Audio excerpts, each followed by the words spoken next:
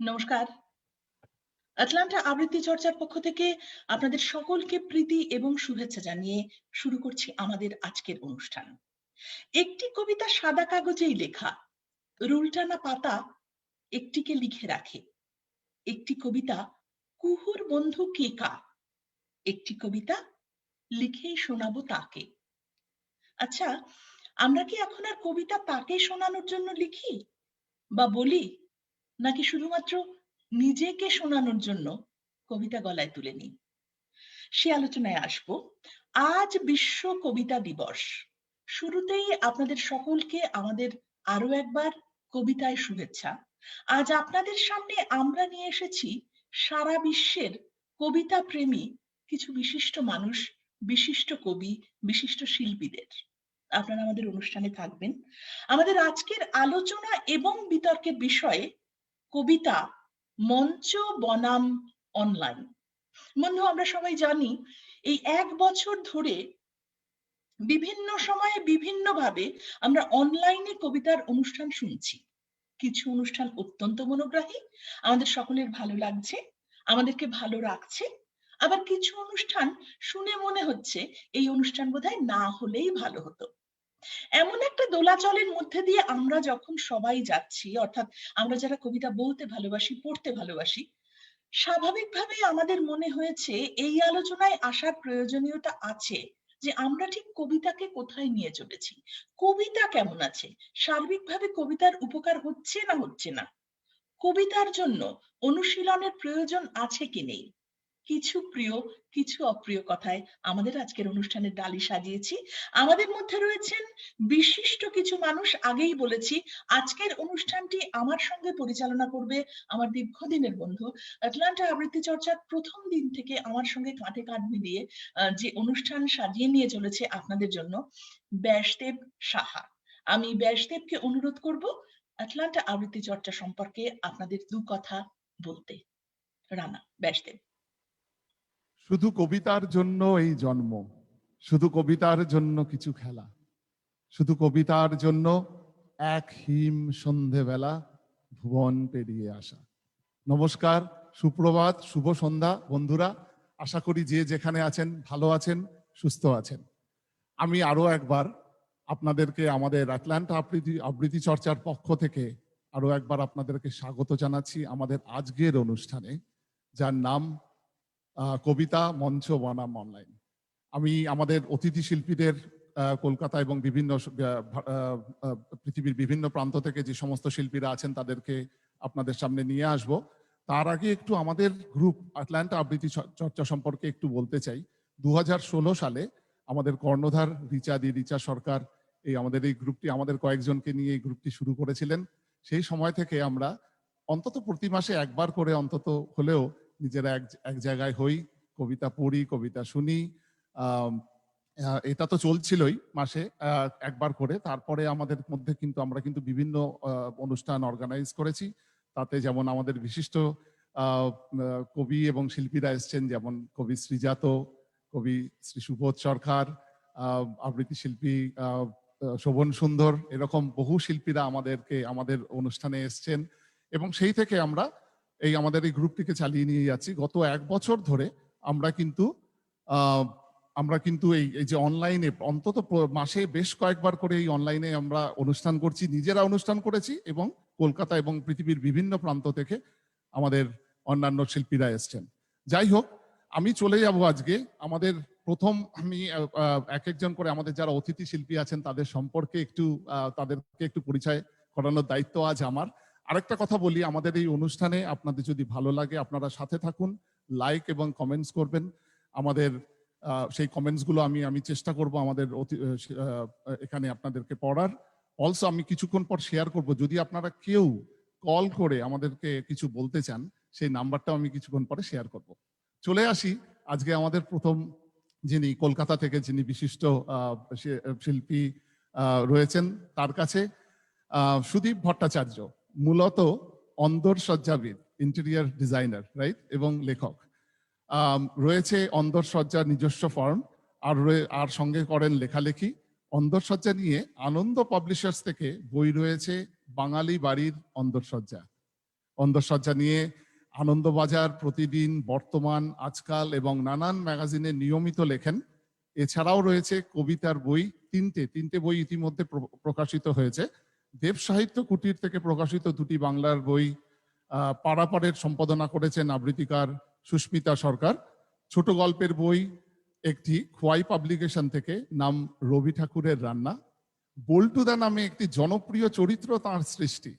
বিভা publication থেকে বল্টুদার বই রয়েছে বল্টুদা গ্রেট। মুক্ত গদ্যের বই রয়েছে একটি শপিজেন থেকে, নাম কৃষ্ণ কাদম্বিনী। আমি বন্ধুরা আসুন আমি আমাদের মধ্যে নিয়ে আসি আমাদের অতিথি, আজকে বিশিষ্ট অতিথি কলকাতা থেকে শ্রী সুদীপ ভট্টাচার্যকে। সুদীপ দা, আপনি কিছু বলবেন আমাদের বন্ধুদের জন্য? একটু আনমিউট করতে হবে সুদীপ দা। হ্যাঁ, এটা একটা সমস্যা আর কি, মনে থাকে না সব সময়। যেটা হচ্ছে, নমস্কার প্রত্যেককে। এখন এই সময়ে প্রচুর বন্ধু বান্ধব জড়িয়ে রয়েছেন এবং জানি এই মুহূর্তে অনেকেই দেখছেন এই অনুষ্ঠানটা। প্রত্যেককেই স্বাগত জানাই।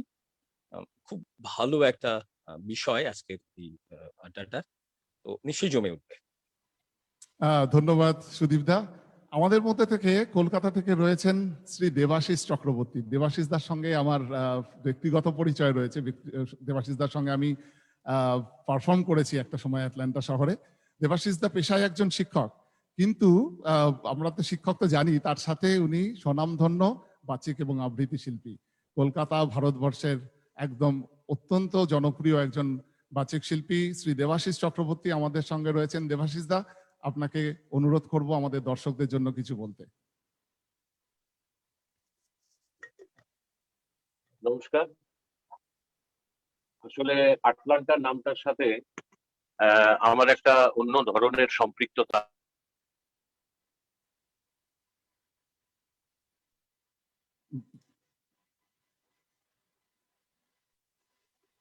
দেবাশিস দা কোনো কারণে মিউট হয়ে গেছে, আনমিউট করতে হবে। হ্যাঁ, এবার বলো। এখন ঠিক আছে? হ্যাঁ, ঠিক আছে, বলো। নমস্কার। আটলান্টার সাথে আমার একটা ব্যক্তিগত সম্পৃক্ততা আছে।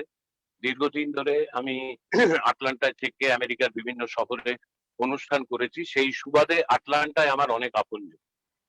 তো রিচার আজকে ডাকে এই বিতর্ক সভায় অংশগ্রহণ করছি, এবং যে বিতর্কটা এই মুহূর্তে ভীষণ প্রাসঙ্গিক। আশা করি এই বিতর্ক খুবই ভালো হবে, এবং যারা শ্রোতা বন্ধুরা আজকে আমাদের সাথে আছেন তারা সবাই এনজয় করবেন, তারাও তাদের ইনপুট দিতে পারেন, তাতে আমরা সমৃদ্ধ হব। বাকি এবার অনুষ্ঠান চলতে থাকে। Thank you. ধন্যবাদ দেবাশিস দা। এবার চলে আসবো বন্ধুরা, বাংলার একজন কৃতি সন্তানকে পরিচয় করানোর দায়িত্ব আমার। পশ্চিমবঙ্গের মানুষ বর্ষণজিৎ মজুমদার। বর্ষণজিৎ দা বর্তমানে ইউএস এর ক্লিভল্যান্ড স্টেট ইউনিভার্সিটির বায়োমেডিক্যাল সায়েন্স ডিপার্টমেন্টের প্রফেসর এবং সায়েন্টিস্ট। রিসার্চ এবং টিচিং এর যদিও তার প্রফেশন, পোয়েট্রি তার প্যাশন। বর্ষণজিৎ দার লেখা বা কাজ প্রকাশিত হয়েছে বাংলার বিভিন্ন পত্রপত্রিকায়, যেমন ধরুন দেশ, কৃত্তিবাস, কবিতা সীমান্ত এবং আরো অনেক প্রকাশনায়। শুধু তাই নয়, বর্ষণজিৎ দার লেখা নিয়ে অডিও অ্যালবাম প্রকাশ করেছেন বাংলার এই মুহূর্তের দুজন স্বনামধন্য আবৃত্তি শিল্পী, তাপস রায় এবং নিবেদিতা নাগ তহবিলদার। এবং এই জানেন, এই অডিও অ্যালবামটিতে মিউজিক্যাল যে ডিরেকশনটা দিয়েছেন তিনি হচ্ছেন নান আদার দ্যান শ্রী কল্যাণ সেন বরাট। আর যে নেম অফ দিস অ্যালবামস, যে অ্যালবামগুলো উনি করেছেন তার মধ্যে এটার নাম হচ্ছে ভালোবাসার মমি, ভেজা শব্দের কবিতা এবং এক বিকেলের কথা। বর্ষণজিৎ দা, আমি অনুরোধ করব আপনাকে আমাদের দর্শকদের জন্য যদি আপনি কিছু বলেন।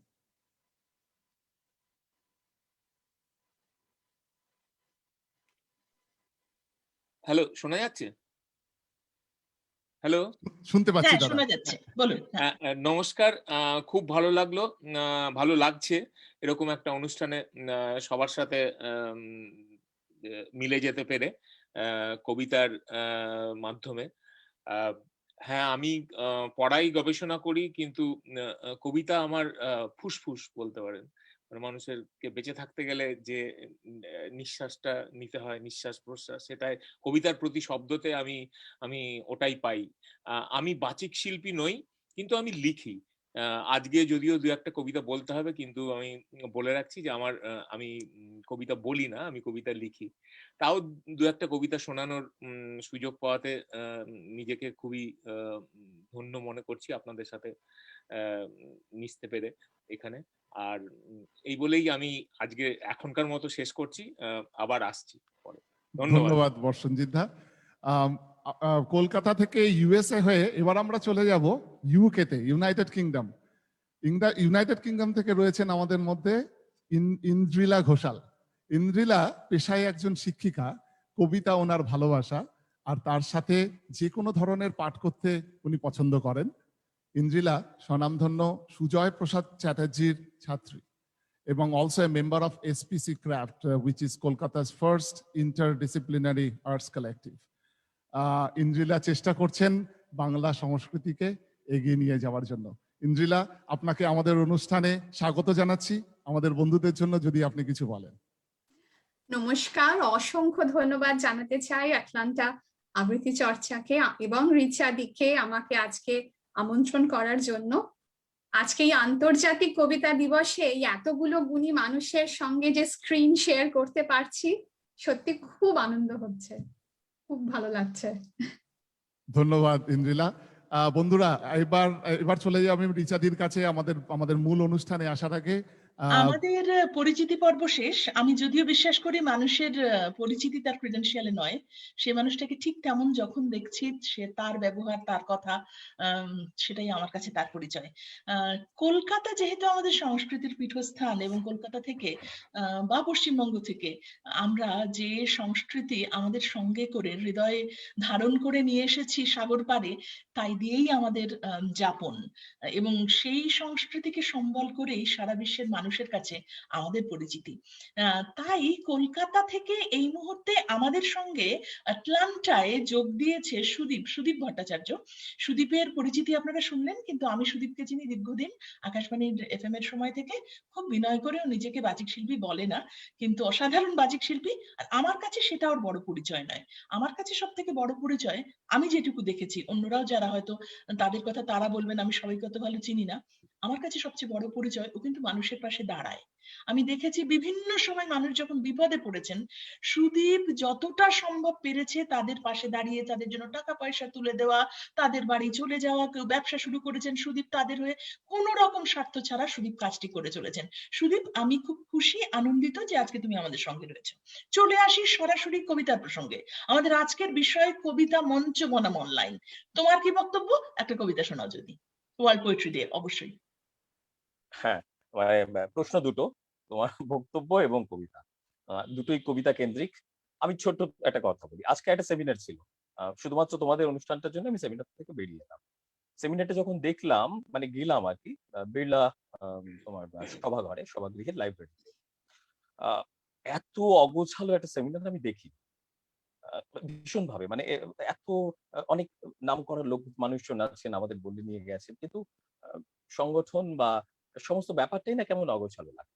ঠিক একইভাবে তার কিছুক্ষণ পর যখন এলাম এবং অন করলাম, একটা অনলাইন প্ল্যাটফর্ম দেখলাম, কিভাবে কি সুন্দর করে গুছিয়ে তোমরা কাজ করছো। আটলান্টা আবৃত্তি চর্চা কেন্দ্র কত দূর বলো তো রিচাদি, মানে একটা সময় যখন FM করতে, সেই সময়ের সেই টেনশন, সেই সমস্ত কিছু, ঘড়ির কাঁটা ধরে কাজ করা, দৌড়ানো, এই সবটাই যেন কোথাও একটা তোমার সামনে, আমি দেখতে পাচ্ছি তোমার সামনে এখন স্টুডিওর সেই ঘড়িটায় টক টক টক টক করে আওয়াজ, টিক টিক টিক টিক করে আওয়াজ, যাই হোক, টক টক করছে দরজা দিয়ে, মানে কাছের দরজাটা দিয়ে কেউ টক টক করছে। এই সবটা তুমি কোথাও যেন এটা তোমার রক্তের মধ্যে মিশে আছে, এখান থেকে তুমি বেরোতে পারবে না।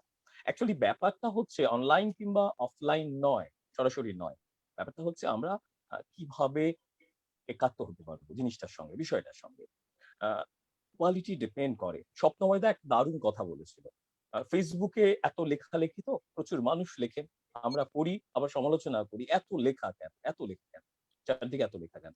তো স্বপ্নময়দার সঙ্গে একটা কথা, একটা অনুষ্ঠানে কথা হচ্ছিল, স্বপ্নময়দা বলেছিলেন যে একটা সময় প্রচুর লিটল ম্যাগাজিন বেরোতো, প্রচুর ম্যাগাজিন বেরোতো, সেখানে হাজার হাজার লেখা বেরোতো, হাজার হাজার মানুষ বই বার করতেন, বই সেটা কিনতেন অনেকে, এবং সেই সমস্ত ম্যাগাজিনে যে সমস্ত লেখা বেরোতো এবং সেই সমস্ত লেখায় যদি একটা পার্সেন্টেজ অফ গুড রাইটিং বলা হয়, যে খুব ভালো কিছু লেখা যদি তুমি অ্যাভারেজ করো, সেখান থেকে ফেসবুকের যে লেখাগুলো পোস্ট করা হয় তার অ্যাভারেজ স্ট্যান্ডার্ড অনেক বেশি, পার্সেন্টেজ অ্যাভারেজ স্ট্যান্ডার্ড বেশি। তাহলে কেন নয়? কেন সাহিত্য চর্চা হবে না ফেসবুকে? কেন এই ধরনের পারফরমেন্স হবে না ফেসবুকে? এবারে বলো, আসলে হচ্ছে কোয়ালিটি, মানে তুমি কি প্রেজেন্ট করছো। একটা কথা আমরা সবাই বলি যে আহ, অনেকে অনেক পারফরমেন্স করে, অন্তত এই লকডাউনের সময় তো দেখেছি, মানে একসঙ্গে সবাই মিলে করছে। আজকেও আমি জানি অন্তত 10 দিকে 10টা অনুষ্ঠান হচ্ছে। এবং আজকে কবিতার দিন, আম, কবিতার দিন মানে আজকে কবিতার প্রেমিক প্রচুর লোক। কবিতা তো সমস্ত প্রেমিক মিলে কবিতা উদযাপন করছে। কবিতার বড্ড কষ্ট আর কি, একদিনে এত প্রেমিককে সামলানো, সারা বছর ধরে তো হয় না।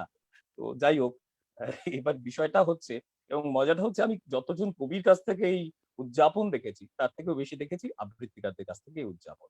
কেন এই উদযাপন? আবৃত্তিকাররা তোমার এই উদযাপনটা করে কারণ কোন কবিতার সঙ্গে কোথাও যেন একটা একাত্ম হয়ে থাকে, একসঙ্গে মিলেমিশে থাকে। এটা খুব ভালো লাগার জায়গা।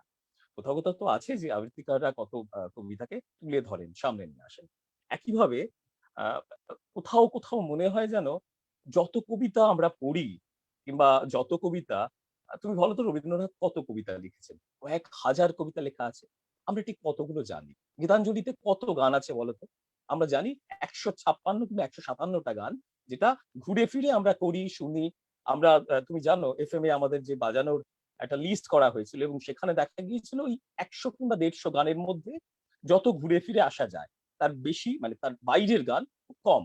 আমরা সেই গানগুলোর মধ্যেই কোথাও যেন ঘুরি। কবিতার ক্ষেত্রেও তাই। এই ঘোরার জায়গাটা বড্ড কম। কেন কম? আমরা পড়ি কম। আসলে আমরা যত বড় পারফরমেন্স, মানে আমরা যত পারফরমেন্স করার চেষ্টা করি, আমরা নিজেদের যত প্রকাশ করার চেষ্টা করি, ততটা পড়ি না। এই পড়ি না, কোথাও কোথাও মনে হয় যে এই দিনের শেষে যখন তুমি নিজেকে একটা জায়গায় এনে রাখার চেষ্টা করবে যে আসলে আমি কি, তখন কোথাও যেন মনে হয়ে যাবে কোন ফাঁক থেকে আমি কি কি মিস করে এসেছি। আমরা পড়াটা বড্ড মিস করে এসেছি। সবার জন্য এটা, শুধু যারা পারফরমেন্স করে তাদের জন্য না, সবার জন্য পড়াটা বড্ড কম। সুতরাং অনলাইন হোক, অফলাইন হোক, কবিতা হোক কিংবা অন্য কিছু হোক, যেটাই করা হোক, এখন অনলাইনে নাচও তো হচ্ছে দেখছি, কিন্তু আলটিমেট যেটা হচ্ছে, আমরা কোথাও যেন পড়াটাকে মিস করছি। আমার মনে হয় যদি পড়াটা ঠিক করা হয়, ঠিকঠাক হয়, অনেক বেশি সিরিয়াস করা হয়, সেটা অনলাইন হোক অফলাইন হোক, যে কোনো প্রেজেন্টেশন যে কোনো ভাবে খুব সাকসেস করবে, মানে হবে। আচ্ছা, তুমি যখন পড়ার কথাতেই এলে, তুমি কি আমাদের জন্য একটা কবিতা পড়বে? হ্যাঁ, নিশ্চয়ই। মানে তোমার পরের কোশ্চেনটাই কি ছিল সেটা নাতনি পড়া উচিত ছিল। আমি আমি ছোট্ট লেখা পড়ছি। নিশ্চয়ই। মেঘ পরীর গল্প। মেঘেদের দেশে সন্ধে নামে, পরীদের দেশে বৃষ্টি। মেঘেদের মুখ আলো ঝলমল, পরীদের মুখ মিষ্টি। মেঘেদের দেশে হাওয়া বয়ে যায়, পরীদের চোখ ক্লান্ত। মেঘেদের দল দুষ্টু ভীষণ, পরীদের দল শান্ত। মেঘেদের মনে ভালোবাসা লেগে, পরীদের আছে ডানা। মেঘেদের দল উড়তেই চায়, পরীদের তাতে মানা। মেঘেদের আছে ফেলে আসা দিন, পরীদের আছে নদী। মিলতো দুজনে রামধনু রঙে, এমনটা হতো যদি। মেঘেদের আছে রামধনু রং, পরীদের আছে সুর। মেঘেদের ছিল স্বপ্নের দেশ, অনেক অনেক দূর। সেই দূর দেশে থাকে এক পরী, মেঘের বাড়ির পাশে। ক্লান্ত বিকেলে পরীদের দল মেঘেদের কাছে আসে। মেঘেদের আজ ফুলশয্যা, পরীরা কোণের বেশে। চাঁদটাও আজ আলো ঝলমল, মেঘ পরীদের দেশে। বাহ বাহ বাহ! কার কবিতা পড়লে সুদীপ? আমারই বললাম। বাহ বাহ বাহ! খুব ভালো লাগলো। সুন্দর। চলে আসবো দেবাশিস দার কাছে। দেবাশিস দা একজন প্রথিতযশা আবৃত্তিকার। ওর পরিচয় রানা দিয়েছে, একজন শিক্ষক। আমার চেনা যে কজন পারফর্মারকে আমি মন থেকে অত্যন্ত শ্রদ্ধা করি শিল্পী হিসেবে, তাদের মধ্যে দেবাশিস দা অন্যতম। আমি জানি না সবাই দেবাশিস চক্রবর্তীর নাম জানেন কিনা, কিন্তু রানার বা আমাদের যখনই ব্যক্তিগত আলোচনা হয় কবিতা শিল্পীদের নিয়ে, আবৃত্তি শিল্পীদের নিয়ে, আমাদের আলোচনায় বারবার উঠে আসে প্রথম সারির আবৃত্তিকার হিসেবে দেবাশিস দার নাম। দেবাশিস দা, আমাদের আজকের বিষয় নিয়ে তোমার কি বক্তব্য? শোনা যাচ্ছে তো? কথা শোনা যাচ্ছে তো? আচ্ছা, বিষয়টা হচ্ছে আজকে যে বিতর্ক সভা, সেটা কবিতা মঞ্চ বনাম অনলাইন, বা আমি ধরে নিচ্ছি এটা আবৃত্তি মঞ্চ বনাম অনলাইন। বেশ। তো এখানে প্রেফারেন্সের জায়গা থেকে যদি বলি, তাহলে ডেফিনেটলি আমার কাছে মঞ্চটা আগে। আমি মঞ্চ অনেক বেশি ভালোবাসি, সেটা খোলা মঞ্চ হোক বা হলের অনুষ্ঠান হোক, এটা আমি অনেক বেশি পছন্দ করি, ভালোবাসি। তার মানে এই নয় যে আমি অনলাইনের বিপক্ষে। আসলে সুদীপ যে কথাটি বললেন, সেটা অত্যন্ত বেশি গুরুত্বপূর্ণ এই কারণে, আমার মনে হয় যে একটা অনুষ্ঠান, সেটা মঞ্চে হোক বা অনলাইনে হোক, যেটা আসলে ম্যাটার করে সেটা হচ্ছে কোয়ালিটি। যদি কোয়ালিটি হয়, যদি সিলেক্টিভ প্রোগ্রাম হয়, সেটা মঞ্চেই হোক অনলাইনেই হোক, তার গ্রহণযোগ্যতা সবার কাছে সবসময় থাকে। তো এটা তো আজকের বিতর্কের বিষয়, বিতর্কটা আমরা এর পরে করব। কবিতা একটা বলতে হবে বা আবৃত্তি একটা করতে হবে, এটা যখন আমাকে বলা হলো, রিচা বলল যে বিশ্ব কবিতা দিবস উপলক্ষে এটা আমাদের করতে হবে, তো তখন আমি একটু অন্যরকম ভাবে ভাবছিলাম। বেসিক্যালি আমি আবৃত্তি শিল্পী হিসাবে সবসময়তেই চেষ্টা করি একটু অন্যরকম কিছু করার চেষ্টা নিরন্তর করতে থাকি। তো গত প্রায় 14 মাস ধরে আমরা পৃথিবীর বিভিন্ন প্রান্তে বিভিন্ন মানুষ একটা অসুখকে সামলে যাচ্ছে, এবং এই অসুখকে সামলাতে সামলাতে আমরা মনের দিক থেকেও বোধহয় অনেক দীর্ণ হয়ে গেছি। আমরা নিজেরা নিজেকে অনেক বেশি সময় দিচ্ছি বলে কন্টেমপ্লেট করার মতো অনেক বেশি জায়গায় আমরা পৌঁছে যাচ্ছি। তাই আমার মনে হয় যে ফেলে আসা যে দিনগুলো, সেই দিনগুলো কি খারাপ ছিল না ভালো ছিল, বোধহয় জাজ করার এটাই বোধহয় সময়। অ্যাট দ্য সেম টাইম, আমরা যেহেতু মানুষ, আমরা যেহেতু প্রতি মুহূর্তে উত্তরণের চেষ্টা করি, সেই কারণে আমরা ভাবতে থাকি যে এর পরে যেটা আসবে নিশ্চয়ই এই ফেজটার থেকে ভালো কিছু আসবে। আর যদি এই করোনা কাল যদি একটা দিক হয়, তাহলে এই পরের দিকে আমরা সেই মানুষগুলো যে এই কালো সময়টাকে অতিবাহিত করে যাচ্ছি, আমরা ওই পারে একটু নিজেরাই বোধহয় নিজেদেরকে পরিবর্তন করে অনেক ভালো মানুষ হিসেবে নিজেদেরকে প্রতিপন্ন করার চেষ্টা করবো সমাজে। এই ভাবনাটা মাথায় রেখে আমি 3টে কবিতা চয়ন করেছি এবং চেষ্টা করেছি 3টে কবিতাকে ইন্টারলিঙ্ক করতে। যার মধ্যে যে প্রথম কবিতাটা পড়বো সেটা বিদ্যাপতির লেখা একটি কবিতা, মৈথিলি ভাষায় লেখা। তারপরে যে কবিতাটি করব সেটা ডব্লিউ.বি. ইয়েটস এর লেখা একটি কবিতা, এবং সবশেষে আমাদের সবার প্রিয় সুনীল গাঙ্গুলির একটা কবিতা। শুরু করছি প্রথম কবিতা, এবং তৃতীয় পরপরই আমি বলবো।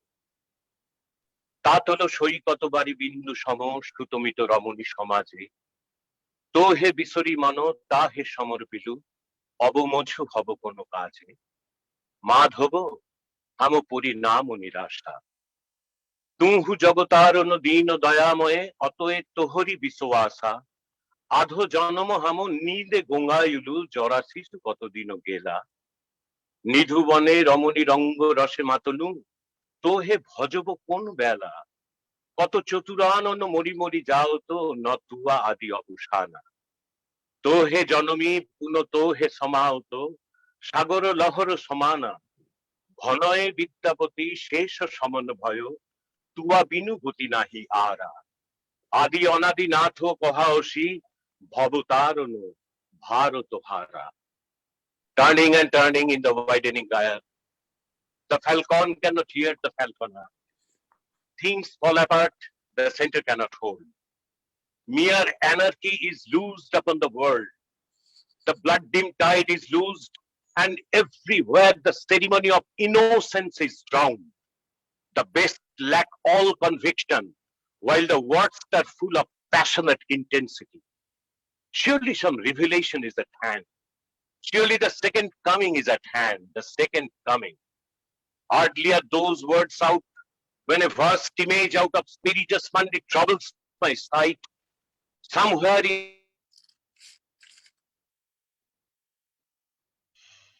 না কোনো কারণে রানা, তুমি কি শুনতে পাচ্ছ? আমার মনে না, হচ্ছে আমার হ্যাঁ। মনে হয় দেবাশিস দাকে আচ্ছা, একটু যতক্ষণে দেবাশিস তার কানেকশন আসছে, I hope he gets it back. আমরা চলে আসবো বর্ষণজিৎদার কাছে। কোন কারণে ওর কানেকশনে গন্ডগোল হলো, আমি বুঝলাম না কেন। বর্ষণজিৎদা, না, একটা ফোন চলে এসেছিল অ্যাকচুয়ালি। ও আচ্ছা আচ্ছা, একটা ফোন চলে এসেছে, আমি শেষ করিনি। প্লিজ। হ্যাঁ, is moving its slow thighs, while all about it real shadows of the indignant desert parts. The darkness drops again, but now I know that 20 centuries of stony sleep were vexed to nightmare by a rocking cradle. And what rough beast, its hour come round at last, slotches towards Bethlehem to be born. এসো, আমরা আলাদা মানুষ হয়ে যাই। এসো, সকলকে ডেকে বলি, আমাদের চিনতে পারো কি? বহু ব্যবহৃত এই পৃথিবীতে আমরা এসেছি এক বিষম অচেনা। আবার নতুন করে লেখা হবে সব, সব দৃশ্যপট বদলে নতুন উৎসব শুরু হবে। এসো, অন্য মানুষ হয়ে যাই। এই নদী, এই মাটি বড় প্রিয় ছিল। এই মেঘ, এই রৌদ্র, এই বাতাসের উপভোগ আমরা অনেক দূরে সরে গেছি। কে কোথায় আছি? আমরা সুখের কাছে ঋণী, আমরা দুঃখের কাছে ঋণী। এসো, সব ঋণ বাতাসে উড়িয়ে দিয়ে যাই। এসো, আলাদা মানুষ হয়ে যায়। এসো, আলাদা মানুষ হয়ে যায়। বাহ বাহ বাহ দেবাশিস দা, সত্যি আলাদা মানুষ হতে পারলাম কি আমরা? প্যান্ডেমিক আমাদের অনেক কিছু শেখালো। আমাদের শেখালো যে ছোট ছোট অহমিকা, অহংকার বা দেশ বিদ্বেষ, এগুলো সত্যি কোনো জায়গা নেই। জীবনটা অনেক বড় এবং যে কোনো সময় যে কোনো কিছুর সম্মুখীন হতে পারি আমরা। কিন্তু তাও আমরা আলাদা মানুষ হতে পারলাম কিনা জানি না। অনেক ধন্যবাদ দেবাশিস দা। চলে আসবো বর্ষণজিৎ দার কাছে। আমাদের মধ্যে উপস্থিত রয়েছেন আজ একজন কবি, যিনি বৈজ্ঞানিক হয়েও, অধ্যাপক হয়েও, সাগর পাড়ে বসেও লিখে যাচ্ছেন বাংলা কবিতা। আচ্ছা, বর্ষণজিৎ দা, প্রথমেই আপনাকে জিজ্ঞেস করবো যে কবি হিসেবে আপনি কবিতার এই মঞ্চায়ন এবং অনলাইন চলা, এই দুটো কেমন ভাবে দেখছেন? আপনার চোখে কেমন দেখছেন বা আপনার কি বক্তব্য? এবং তারপর অবশ্যই আপনার একটা লেখা শুনবো। আচ্ছা, নমস্কার সবাইকে। এই যে আজকের বিতর্কের যে বিষয় অনলাইন আর মঞ্চ, এটাকে আমি ঠিক বিতর্কর মতো দেখছি না। আমি যেভাবে এই ব্যাপারটাকে দেখছি সেটা হচ্ছে যে এখানে একে অন্যের পরিপূরক।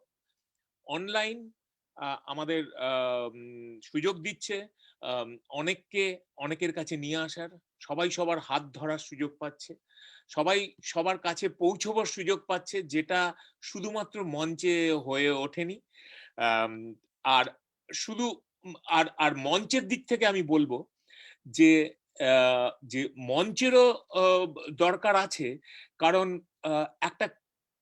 একজন কবি যখন সে তার লেখা কবিতা পড়া হচ্ছে বা একজন বাচিক শিল্পী সে যখন বলছে, শুধু শুধু শব্দ না, তার মানে তার মধ্যে একটা টোটালিটির একটা ব্যাপার আছে আর কি। সে কিভাবে বলছে, শব্দক্ষেপণ আমার মনে হয় এগুলো ভালো আরো পরিষ্কার হয় মঞ্চে। এবং শুধু তাই নয়, একটা কবিতা আমি নিজের উদাহরণ দিয়েই বলছি যে অনেকদিন আগে একটা কবিতা লিখেছিলাম, দেশ পত্রিকায় কবিতাটা বেরিয়েছিল, অশ্বমেধের ঘোড়া। তো ওই কবিতাটা যখন বেরোয়, তারপরেও যে কবিতাটা খুব একটা অনেকে শুনেছে সেটা না। তখন আমি অত অনলাইনে এক্সপার্টও ছিলাম না অবশ্য, কিন্তু আমি যে খুব একটা লোকের কাছে পৌঁছেছে বলে আমার মনে হতো না। কিন্তু তারপরে ওই বছরই কবিতা উৎসবে তাপস ওই কবিতাটা বলে, পশ্চিমবঙ্গ কবিতা উৎসবে। তারপরে ছিল আমাদের অনুষ্ঠান প্রসঙ্গত, তাপস লিখছিল এবং কমেন্টও দেখলাম। হ্যাঁ, ও আচ্ছা। তারপরে কিন্তু ওই কবিতাটা মানে প্রচুর লোকের কাছে পৌঁছে যায় এবং অনলাইনেও আমি তার ছাপ দেখেছি আর কি, যে শুনলাম।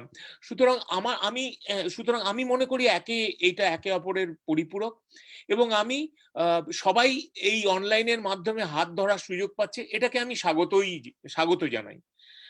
এবং মঞ্চের কবিতা পাঠ করার আনন্দকে বজায় রেখেই।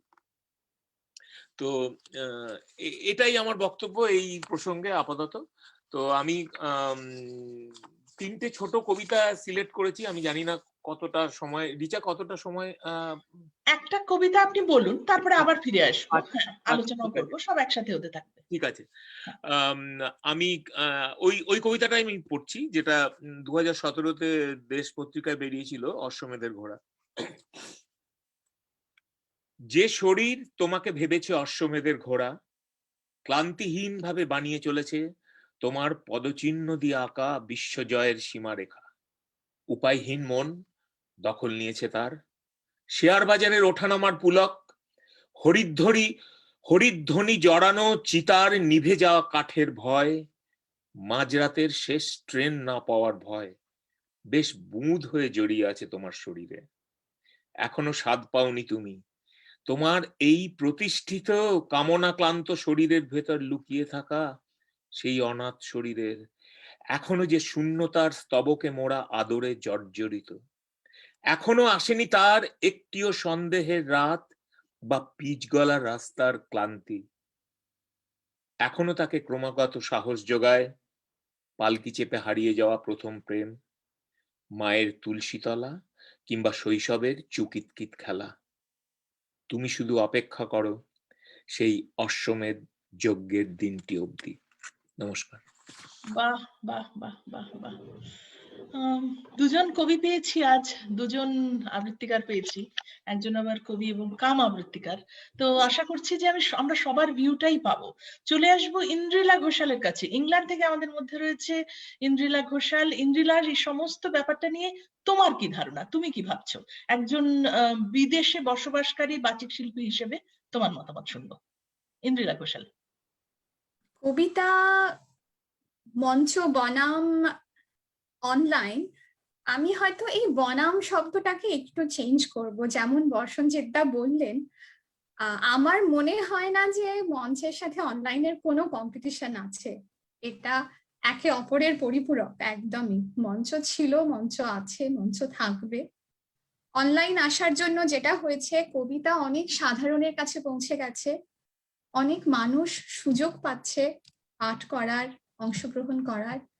কবিতা আরো বেশি করে জায়গা করে নিচ্ছে অনলাইনের দরুন, এবং সেটা হয়তো ভবিষ্যৎকালে এই অনলাইন মানুষকে সাহায্য করছে মঞ্চে পৌঁছে দেওয়ার জন্য। এটাই আপাতত, এইটুকুই থাক। তুমি কি পড়ে শোনাবে আজ আমাদের বিশ্বকবি? আমি ঠিক করেছি রবীন্দ্রনাথ ঠাকুরের লেখা লিপিকা কাব্যগ্রন্থ থেকে একটি কবিতা শোনাবো। সুরানীর স্বাদ, একটি কবিতা। আশা করছি ভালো লাগবে, ভুল ত্রুটি হলে ক্ষমা করে দেবেন।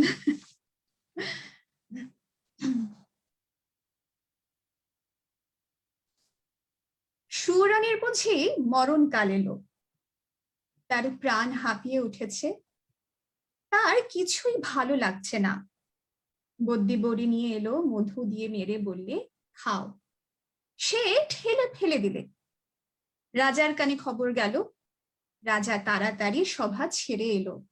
পাশে বসে জিজ্ঞাসা করলে, তোমার কি হয়েছে, কি চাই? সে গুমড়ে উঠে বললে, তোমরা সবাই যাও, একবার আমার শ্যাঙাথনিকে ডেকে দাও। শ্যাঙাথনি এলো, বললে সই বসো, কথা আছে। শ্যাঙাথনি বললে, প্রকাশ করে বলো। সুরানী বললে, আমার 7 মহলা বাড়ির এক ধারে 3টে মহল ছিল দুয়োরানীর, তারপরে হলো 2টো, তারপরে হলো 1টা, তারপরে রাজবাড়ি থেকে সে বের হয়ে গেল। তারপরে দুয়োরানীর কথা আমার মনেই রইল না। তারপরে একদিন দোল যাত্রা, নাট মন্দিরে যাচ্ছি ময়ূর পঙ্খী চড়ে, আগে লোক পিছে লস্কর, ডাইনে বাজে বাঁশি, বাঁয়ে বাজে মৃদঙ্গ। এমন সময় পথের পাশে নদীর ধারে ঘাটের উপরটিতে দেখি একখানি কুঁড়ে ঘর, চাঁপা গাছের ছায়ায়। বেড়া বেয়ে অপরাজিতার ফুল ফুটেছে, দুয়ারের সামনে চালের গুঁড়ো দিয়ে শঙ্খচক্রের আলপনা। আমার ছত্রধারিণীকে শুধলেম, আহা, ঘরখানি কার? সে বললে, দুয়োরানীর। তারপরে ঘরে ফিরে এসে বসে আছি। ঘরে প্রদীপ জ্বালিনি, মুখে কথা নেই। রাজা এসে বললে, তোমার কি হয়েছে, কি চাই? আমি বললেম, এ ঘরে আমি থাকবো না। রাজা বললে, আমি তোমার কোঠা বাড়ি বানিয়ে দেব গজতন্ত্রের দেওয়াল দিয়ে। শঙ্খের গুঁড়োয় মেঝেটি হবে দুধের ফেনার মতো সাদা, মুক্তোর ঝিনুক দিয়ে তার কিনারে এঁকে দেব পদ্মের মালা। আমি বললেম, আমার বড় সাধ, কুড়ে ঘর বানিয়ে থাকি তোমার বাহির বাগানের একটি ধারে। রাজা বললে, আচ্ছা বেশ, তার আর ভাবনা কি। কুড়ে ঘর বানিয়ে দিলে। সে ঘর যেন তুলে আনা বনফুল, যেমনই তৈরি হলো অমনি যেন মুষড়ে গেল। বাস করতে গেলেন কেবল লজ্জা পেলেন। তারপরে একদিন স্নান যাত্রা, নদীতে নাইতে গেছি, সঙ্গে 107 জন সঙ্গিনী। জলের মধ্যে পালকি নামিয়ে দিলে, স্নান হলো। পথে ফিরে আসছি, পালকির দরজায় একটু ফাঁক করে দেখি, ও কোন ঘরের বউগা, যেন নির্মাল্যের ফুল, হাতে সাদা শাঁখা, পরনে লাল পেড়ে শাড়ি, স্নানের পর ঘড়াই করে জল তুলে আনছে। সকালের আলোয় তার ভিজে চুলে আর ভিজে ঘড়ার উপর ঝিকিয়ে উঠেছে। ছত্রধারিণীকে শুধলেম, মেয়েটি কে, কোন দেব মন্দিরে তপস্যা করে? ছত্রধারিণী হেসে বললে, চিনতে পারলে না, হয়তো দুয়োরানী। তারপরে ঘরে ফিরে একলা বসে আছি, মুখে কথা নেই। রাজা এসে বললে, তোমার কি হয়েছে, কি চাই? আমি বললেন, আমার বড় সাধ, রোজ সকালে নদীতে মাছের ঘড়ায় জল তুলে আনবো বকুলতলার রাস্তা দিয়ে। রাজা বললে, আচ্ছা বেশ, তার আর ভাবনা কি। রাস্তায় রাস্তায় পাহারা বসলো, লোকজন গেল সরে। সাদা শাঁখা পরলেম আর লাল পেড়ে শাড়ি। নদীতে স্নান সেরে ঘড়াই করে জল তুলে আনলেম। দুয়ারের কাছে এসে মনের দুঃখে ঘরা আঁচ ছেড়ে ভাঙলেম। যা ভেবেছিলাম তা হলো না, শুধু লজ্জা পেলেম। তারপরে সেদিন রাস যাত্রা, মধুবনে জ্যোৎস্না রাতে তাঁবু পড়ল, সমস্ত রাত নাচ হলো, গান হলো। পরদিন সকালে হাতির উপর হাওদা চড়ল। পর্দার আড়ালে বসে ঘরে ফিরছি, এমন সময় দেখি বনের পথ দিয়ে কে চলেছে। তার নবীন বয়স, চূড়ায় তার বনফুলের মালা, হাতে তার ডালি, তাতে শালুক ফুল, তাতে বনের ফল, তাতে শাকের ক্ষেত। ছত্রধারিণীকে শুধলেম, কোন ভাগ্যবতীর ছেলে পথ আলো করেছে? ছত্রধারিণী বললে, জানো না, হয়তো দুয়োরানীর ছেলে, ওর মার জন্য নিয়ে চলেছে শালুক ফুল, বনের ফল, ক্ষেতের শাক। তারপরে ঘরে ফিরে একলা বসে আছি, মুখে কথা নেই। রাজা এসে বললে, তোমার কি হয়েছে, কি চাই? আমি বললেন, আমার বড় সাধ, রোজ খাবো শালুক ফুল, বনের ফল, ক্ষেতের শাক, আমার ছেলে নিজের হাতে তুলে আনবে। রাজা বললে, আচ্ছা বেশ, তার আর ভাবনা কি। সোনার পালঙ্কে বসে আছি, ছেলে ডালি নিয়ে এলো। তার সর্বাঙ্গে ঘাম, তার মুখে রাগ, ডালি পড়ে রইল। লজ্জা পেলেম। তারপরে আমার কি হলো জানি, একলা বসে থাকি, মুখে কথা নেই। রাজা রোজ এসে আমাকে শুধোয়, তোমার কি হয়েছে, কি চাই? সুয়োরানী হয়েও যে কি চাই সে কথা লজ্জায় কাউকে বলতে পারিনি, তাই তোমায় ডেকেছি সেনাতনী। আমার শেষ কথাটি বলি তোমার কানে, ওই দুয়োরানীর দুঃখ আমি চাই। সেনাতনী গালে হাত দিয়ে বললে, কেন বলো তো? সুয়োরানী বললে, ওর ওই বাঁশের বাঁশিতে সুর বাজলো, কিন্তু আমার সোনার বাঁশি কেবল বয়েই বেড়ালেম, আগলে বেড়ালেম, বাজাতে পারলেম না। আমি অনেক ধন্যবাদ ইন্দ্রিলা। আমি ঠিক এই কথাটাই ভাবছিলাম। আমরা সবাই ভাবছি যে সোনার বাঁশিটি ও যেমন করে বাজায়, আমিও ঠিক তেমন করেই বাজাতে পারবো। কিন্তু সোনার বাঁশি হাতে নিয়ে আমরা কে কেমন করে বাজাতে পারছি, আদৌ পারছি কিনা সেটা ভাবার বোধহয় সময় এসেছে। আম কবিতা তো শুধু পড়তে পারি বললেই দেখে, দেখে পড়ে দেওয়া যায় না, তাকে আত্মস্থ করতে হয়। বুঝতে হয়। সুভাষিতা সুদীপরা হয়তো আরো ভালো করে আমার থেকে বলতে পারবে।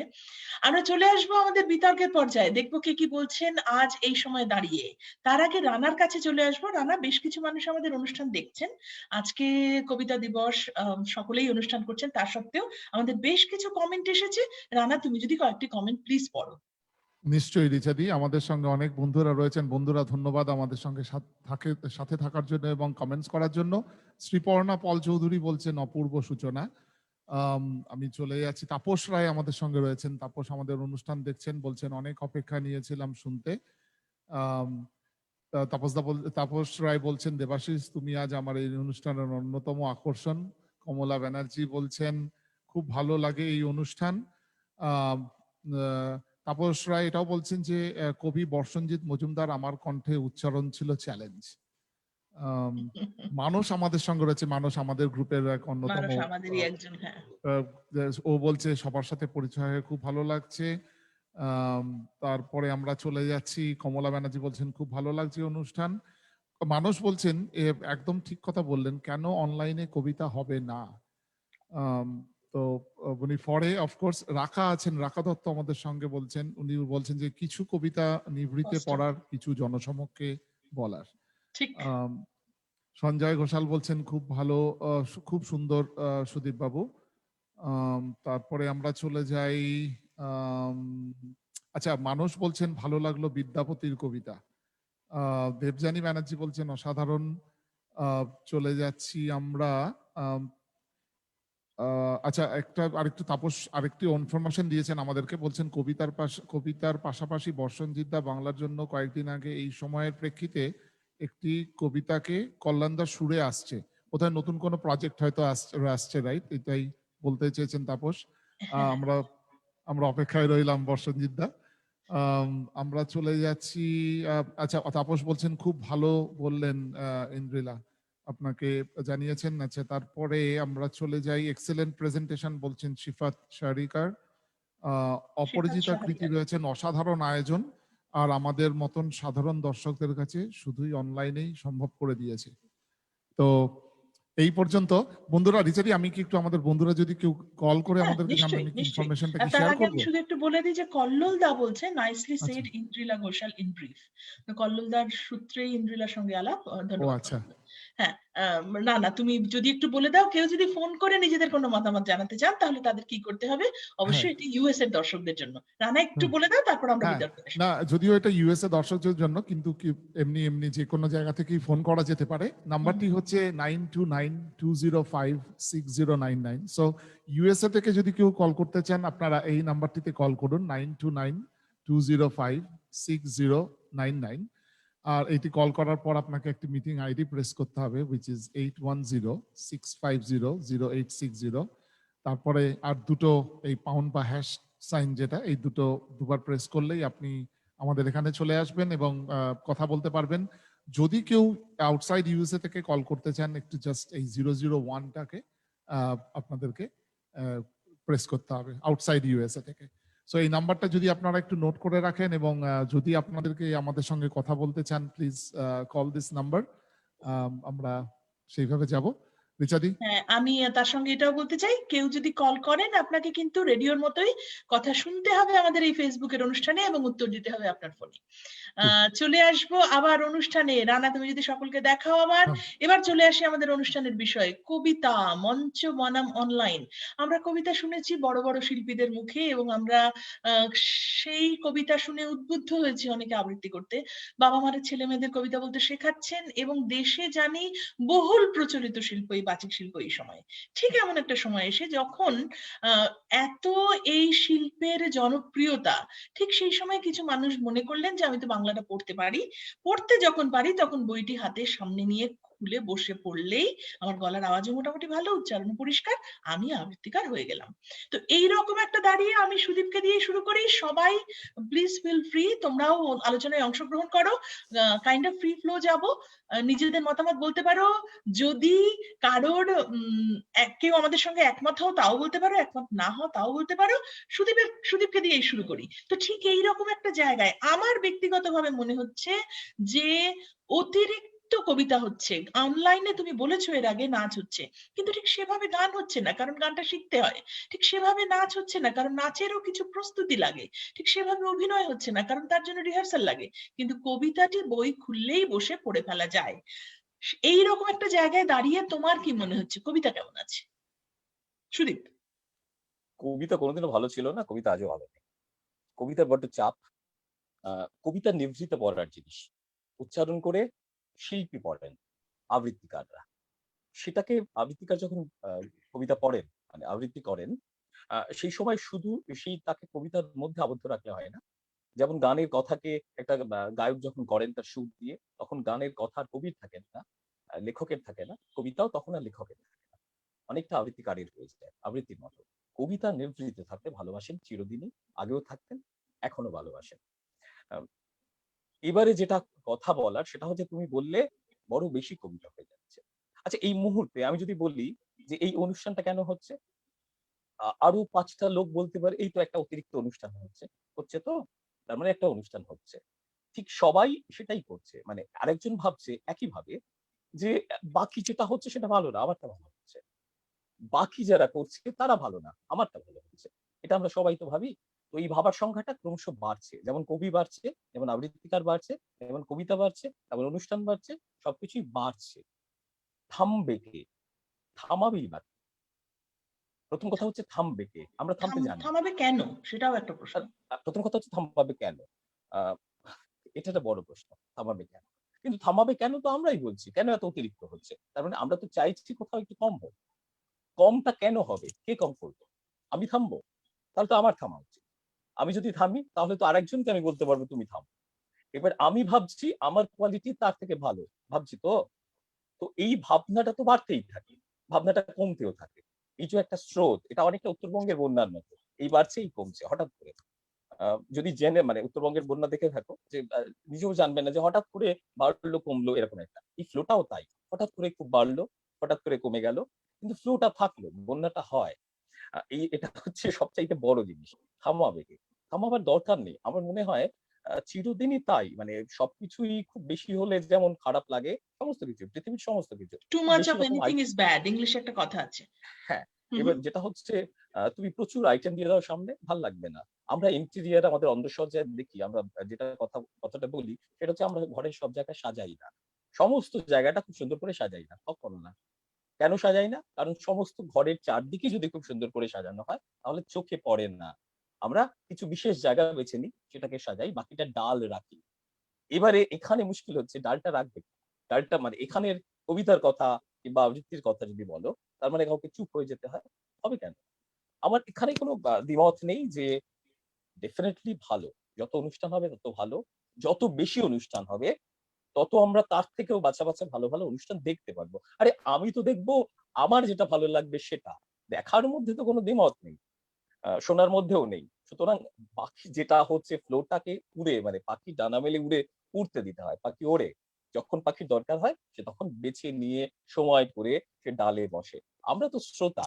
আমি একটা কথা বলি, কিছুদিন আগে আমি একটা অনুষ্ঠানে উপস্থাপনা করছিলাম আর কি, একটি সাহিত্যের অনুষ্ঠান, তার সঙ্গে কিছু কালচারাল ব্যাপারও ছিল। আচ্ছা, যাই হোক, এবার বিষয় হচ্ছে সেটা লেখক লেখিকা সবার। আমি মঞ্চে দাঁড়িয়ে জিজ্ঞেস করলাম, আচ্ছা এখানে বসে যারা আছেন, যারা লেখেন না, এরকম কজন আছেন? হাত উঠলো না। আচ্ছা, আমি থেমে গেলাম। আমি বললাম, যারা শিল্পী নন, আবৃত্তি করেন না, গান করেন না, এমন কজন আছেন? হাত উঠলো না। আমি থেমে গেলাম। আমি তখন যেটা জিজ্ঞেস বললাম সেটা হচ্ছে, দর্শক কজন আছেন কিংবা পাঠক আছেন কি? একটা হাত উঠলো না।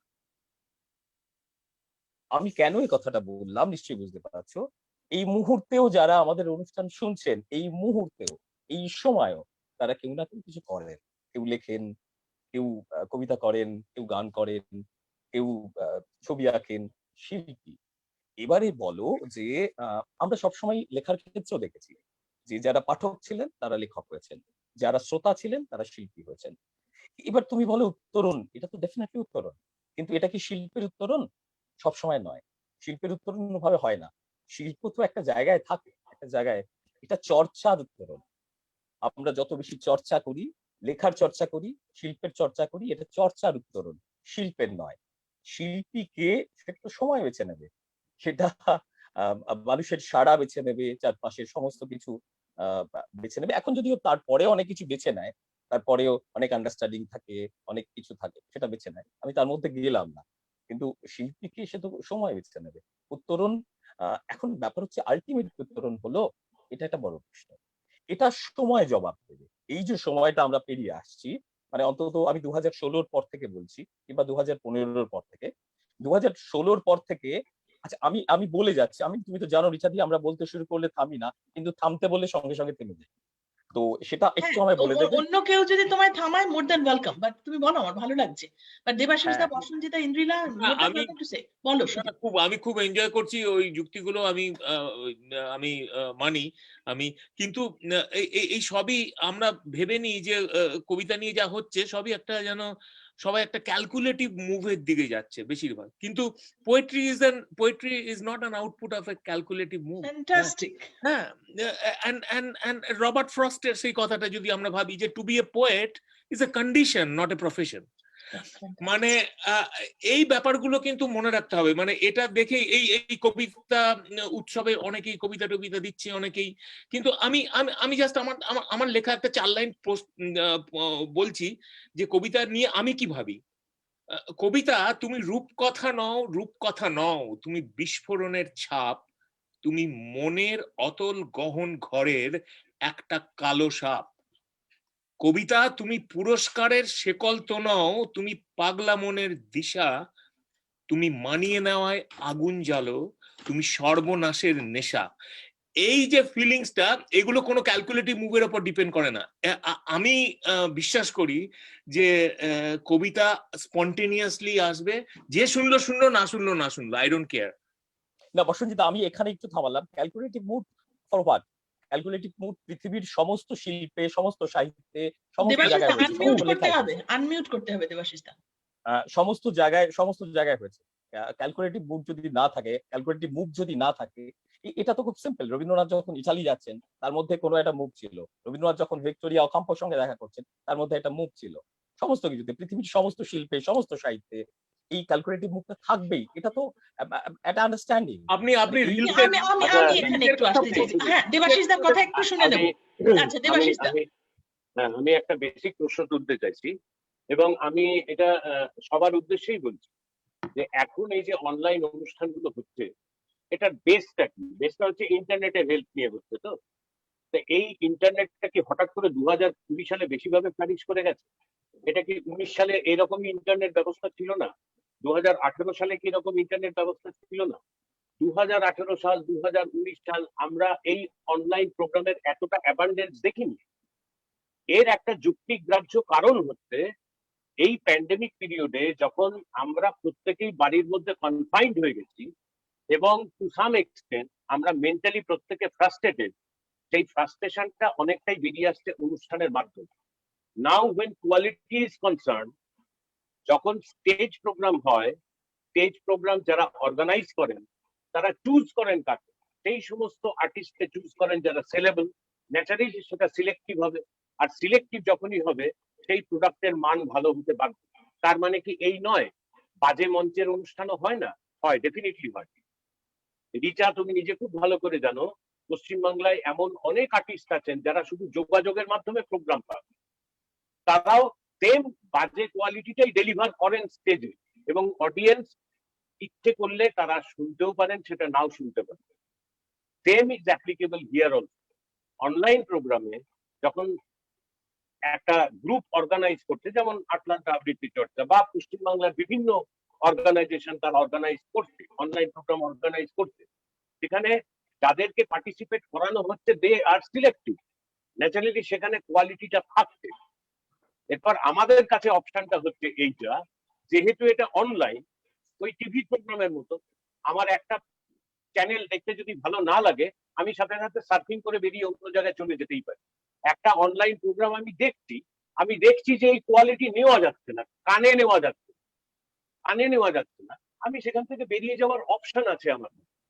কিন্তু একটা ভালো জিনিস, প্রত্যেকটা জিনিসের মধ্যে একটা অপটিমিস্টিক ভিউ থাকা উচিত। ভালো জিনিস যে কবিতাতে অনেক বেশি মানুষ আসছেন, কিন্তু আমার মনে হয় যদি তারা নিজেরা আরো একটু পরিশীলিত হন, মানে অনেকের অ্যাকচুয়ালি কি হয়েছে, কবিতা সাথে যারা যুক্ত তাদের বেশ কিছু মানুষের মধ্যে এরকম একটা ধারণা হয়েছে কবিতার পেছনে বোধহয় বাড়তি কোনো পরিশ্রম দিতে হয় না। যেমন একটা গানের জন্য প্রথাগত শিক্ষার দরকার, একটা নাট্যকর্মীর প্রথাগত শিক্ষা দরকার, কঠিন পরিশ্রমের মধ্যে দিয়ে একজন নৃত্যশিল্পীকে যেতে হয়, তেমনি কিছু মানুষ বোধহয় মনে করেন, যেটা তুমি বলছিলে, যে বাংলা যদি করতে পারি আর কিছু বই দেখে আমি বলে দিতে পারলেই আমি আবৃত্তি। তো এই জায়গাটা আমাদের একটু ভাবা দরকার, একটু পরিশীলিত হওয়া দরকার। নিজেরাই নিরীক্ষণ করুন, নিজেরাই ভাবুন, দরকার হলে কোথাও সাহায্য নেই। কিন্তু এই যে অনলাইন চর্চাটা হচ্ছে, আরো অনেক বেশি মানুষজন কবিতার মধ্যে ইনভলভ হচ্ছেন, এর মধ্যে আমি খারাপ কিছু দেখছি না, যদি একটু আগাছাগুলোকে আমরা একটু বাদ দিয়েছি। আপাতত এইটুকু। কিন্তু মুশকিল হচ্ছে কোনটা আগাছা, কোনটা কোয়ালিটি, কোনটা পরিশীলিত, কোনটা নয়, বিচারটা করবে কে? মঞ্চ বিচারটা হলে, করার কেউ মিডিয়া নেই, হলে বিচারটা একটা করার কেউ নেই। এবং আমি ইন্টারনেটের একটা যেটা কথা প্রবলেম বলি, হচ্ছে, আচ্ছা ইন্টারনেটের ইন্দ্রিলাকে একটু বলতে দিই। ইন্দ্রিলা, এই আমাদের কদিন আগেই বিলেতে বাঙালিতে আমরা একটা শ্রুতি নাটক উৎসব করেছিলাম। হ্যাঁ, তো সেখানে 42টা প্রায় শ্রুতি নাটক আমরা টেলিকাস্ট করতে পেরেছি, এবং সেখানে যেমন অনেক প্রফেশনালস লোকজন, মানে যারা শিক্ষিত, তারা দিয়েছেন, এবার অনেক অ্যামেচার আর্টিস্টও কিন্তু দিয়েছে। এবং তারা যখন কমপ্লিমেন্টস পেয়েছে, 400টা লাইক পেয়েছে, প্রচুর লোক বন্ধু বান্ধব বলেছে যে খুব ভালো হয়েছে, হয়তো সেই জায়গাটা ভালো, সবাই জানি, কিন্তু তারা যখন সেই এনকারেজমেন্টটা পেয়েছে তখন কিন্তু আমি লোকজনকে আমার কাছে এসে বলেছে যে আমি তো কখনো করি না রে, আমি এটা করতে পারতাম, সেটাই আমি জানি না, তো নিজেকে আবিষ্কার করলাম। আলাম খুব ভালো, তাহলে এবার এগিয়ে চল। হ্যাঁ, এবারে কি করে এগোনো যায় তুই একটু বলতো আমাকে। এবার আমি যখন করবো, এবার তাহলে একটু ভালো করে করার চেষ্টা করি। মানুষের মধ্যে কিন্তু এই ভালো করে করার চেষ্টাটা কিন্তু আসছে। তারা প্রথমে হয়তো একটা অ্যামেচার পারফরমেন্স দিচ্ছে, তারপর যখন নিজেকে শুনে কিন্তু সে একটা রিয়েলাইজেশন আসছে যে না, আমাকে হয়তো আরেকটু প্রশিক্ষণের দরকার আর আছে, একটু বেটার করতে হবে। রাইট, আর রাইট। একটু বেটার করতে হবে। মানে কোথাও কিন্তু অনলাইন পারফরমেন্স গুলো লোকজনকে এনকারেজ করছে নিজেদেরকে আরেকটু বেশি ব্রাশ আপ করার জন্য। আমি এটা মেনে গুড সাইন। নিলাম, কিন্তু আমি যারা তোমরা আবৃত্তি করো প্রফেশনালি, আমি তাদের কাছেই আসছি আরো একবার। বসনজিৎ, আপনিও কথা বলতে পারেন, আপনার নিজের ভিউ জানাতে পারেন। সেটা হচ্ছে, আমি এমন লোককে আবৃত্তির শিক্ষক হতে দেখছি যারা নিজে কখনো কবিতা কারোর কাছে শেখেনি, হঠাৎ তারা একটা ক্লাস শুরু করছে, কোনোদিন শেখেনি কারোর কাছে, বা একটা যে চর্চার মধ্যে দিয়ে যেতে হয় সেটাও জানে না, বা স আলাদা, র আলাদা, এগুলো কখনো তাদের মাথায় আসেনি যেটার প্রয়োজন হয়। তারা আবৃত্তি ক্লাস শুরু করছে কেন? না, আবৃত্তি শিল্প প্রচন্ড জনপ্রিয় এই সময়। যারা তোমরা শিখে কবিতাটা বলছো, বা এতদিন ধরে পরিশ্রম করে অধ্যাবসায় নিজের সময় থেকে বার করেই তো পড়তে হয়েছে, সেই সময় অন্য অনেক কিছু করা যেত, সেই সময়টুকু বার করে পড়েছো, প্র্যাকটিস করেছো, একটা জায়গায় এসেছো। এইরকম একটা জায়গায় দাঁড়িয়ে তোমরা যখন দেখছো সবাই কবিতা বলছে, মুড়ি মিষ্টির এক দর, তখন তোমাদের কেমন লাগছে? অনেস্টলি বলো, আমি সত্যটা জানতে চাই, ঠিক কেমন লাগছে? কখনো কি মনে হচ্ছে না যে আর দরকার নেই এত কবিতা, আমার আর দরকার নেই? নাকি মনে হচ্ছে যে এত ভালো ভালো প্রতিভা আসছে, আমি কি এদের একটু ঠিকঠাক করে সাহায্য করতে পারি না? মানে তোমাদের অবস্থানটা আমি জানতে চাইছি, দেবাশিস দা, সুদীপ। কে একটা জিনিস বলবে আগে? হিসাবে তোমার সুদীপ বলবেন, আমি বলবো? বলো না, যে কেউ বলো। দেবাশিস দা বলুন, বলুন। আচ্ছা, আমি বলছি, বেসিক্যালি আবৃত্তি শিল্পের মধ্যে অনেক সমস্যা আছে, ভীষণ ভীষণ সমস্যা আছে। আমি সমস্যাগুলো যেমন ধরুন, এই যে রিচার্ড যে কথাটা বললো যে তাদেরকে রেকটিফাই করে দেওয়া যায় কিনা, রেকটিফিকেশন করার জায়গা নেই, কারণ ইগো মারাত্মক, এক একজনের ইগো মারাত্মক। এবং একমাত্র আবৃত্তি শিল্পই বোধহয় এমন একটা জায়গা যেখানে একে অন্যের পিঠ চাপড়ে দেওয়ার লোক খুব কম। পিঠ চাপড়ে দেওয়ার লোক ভীষণ কম। আমি অনেক সময় দেখেছি যে একজন কবিতা আবৃত্তি করলো, করে কারোর কাছে গেল, কি রে আমারটা কেমন লাগবে, বললি ঠিক আছে, দেবাশিস দা, আমি তোমাকে থামিয়ে দিয়ে একটা কথা বলছি। আমার কাছে দিনে গড়ে 10টা করে কবিতা আসে প্রাইভেট মেসেজে, এবং প্রত্যেকে শুনতে বলে। খুব স্বাভাবিকভাবে আমার অতটা সময় নেই, খুব বেশি বন্ধু যারা বা যাদের সাথে সম্পর্ক সেই রকম, আমি হয়তো তাদের কবিতাটা শুনি। কিন্তু আমি বলছি যে আমি হচ্ছে সাধারণ থেকে সাধারণতম, তাও প্রবাসী।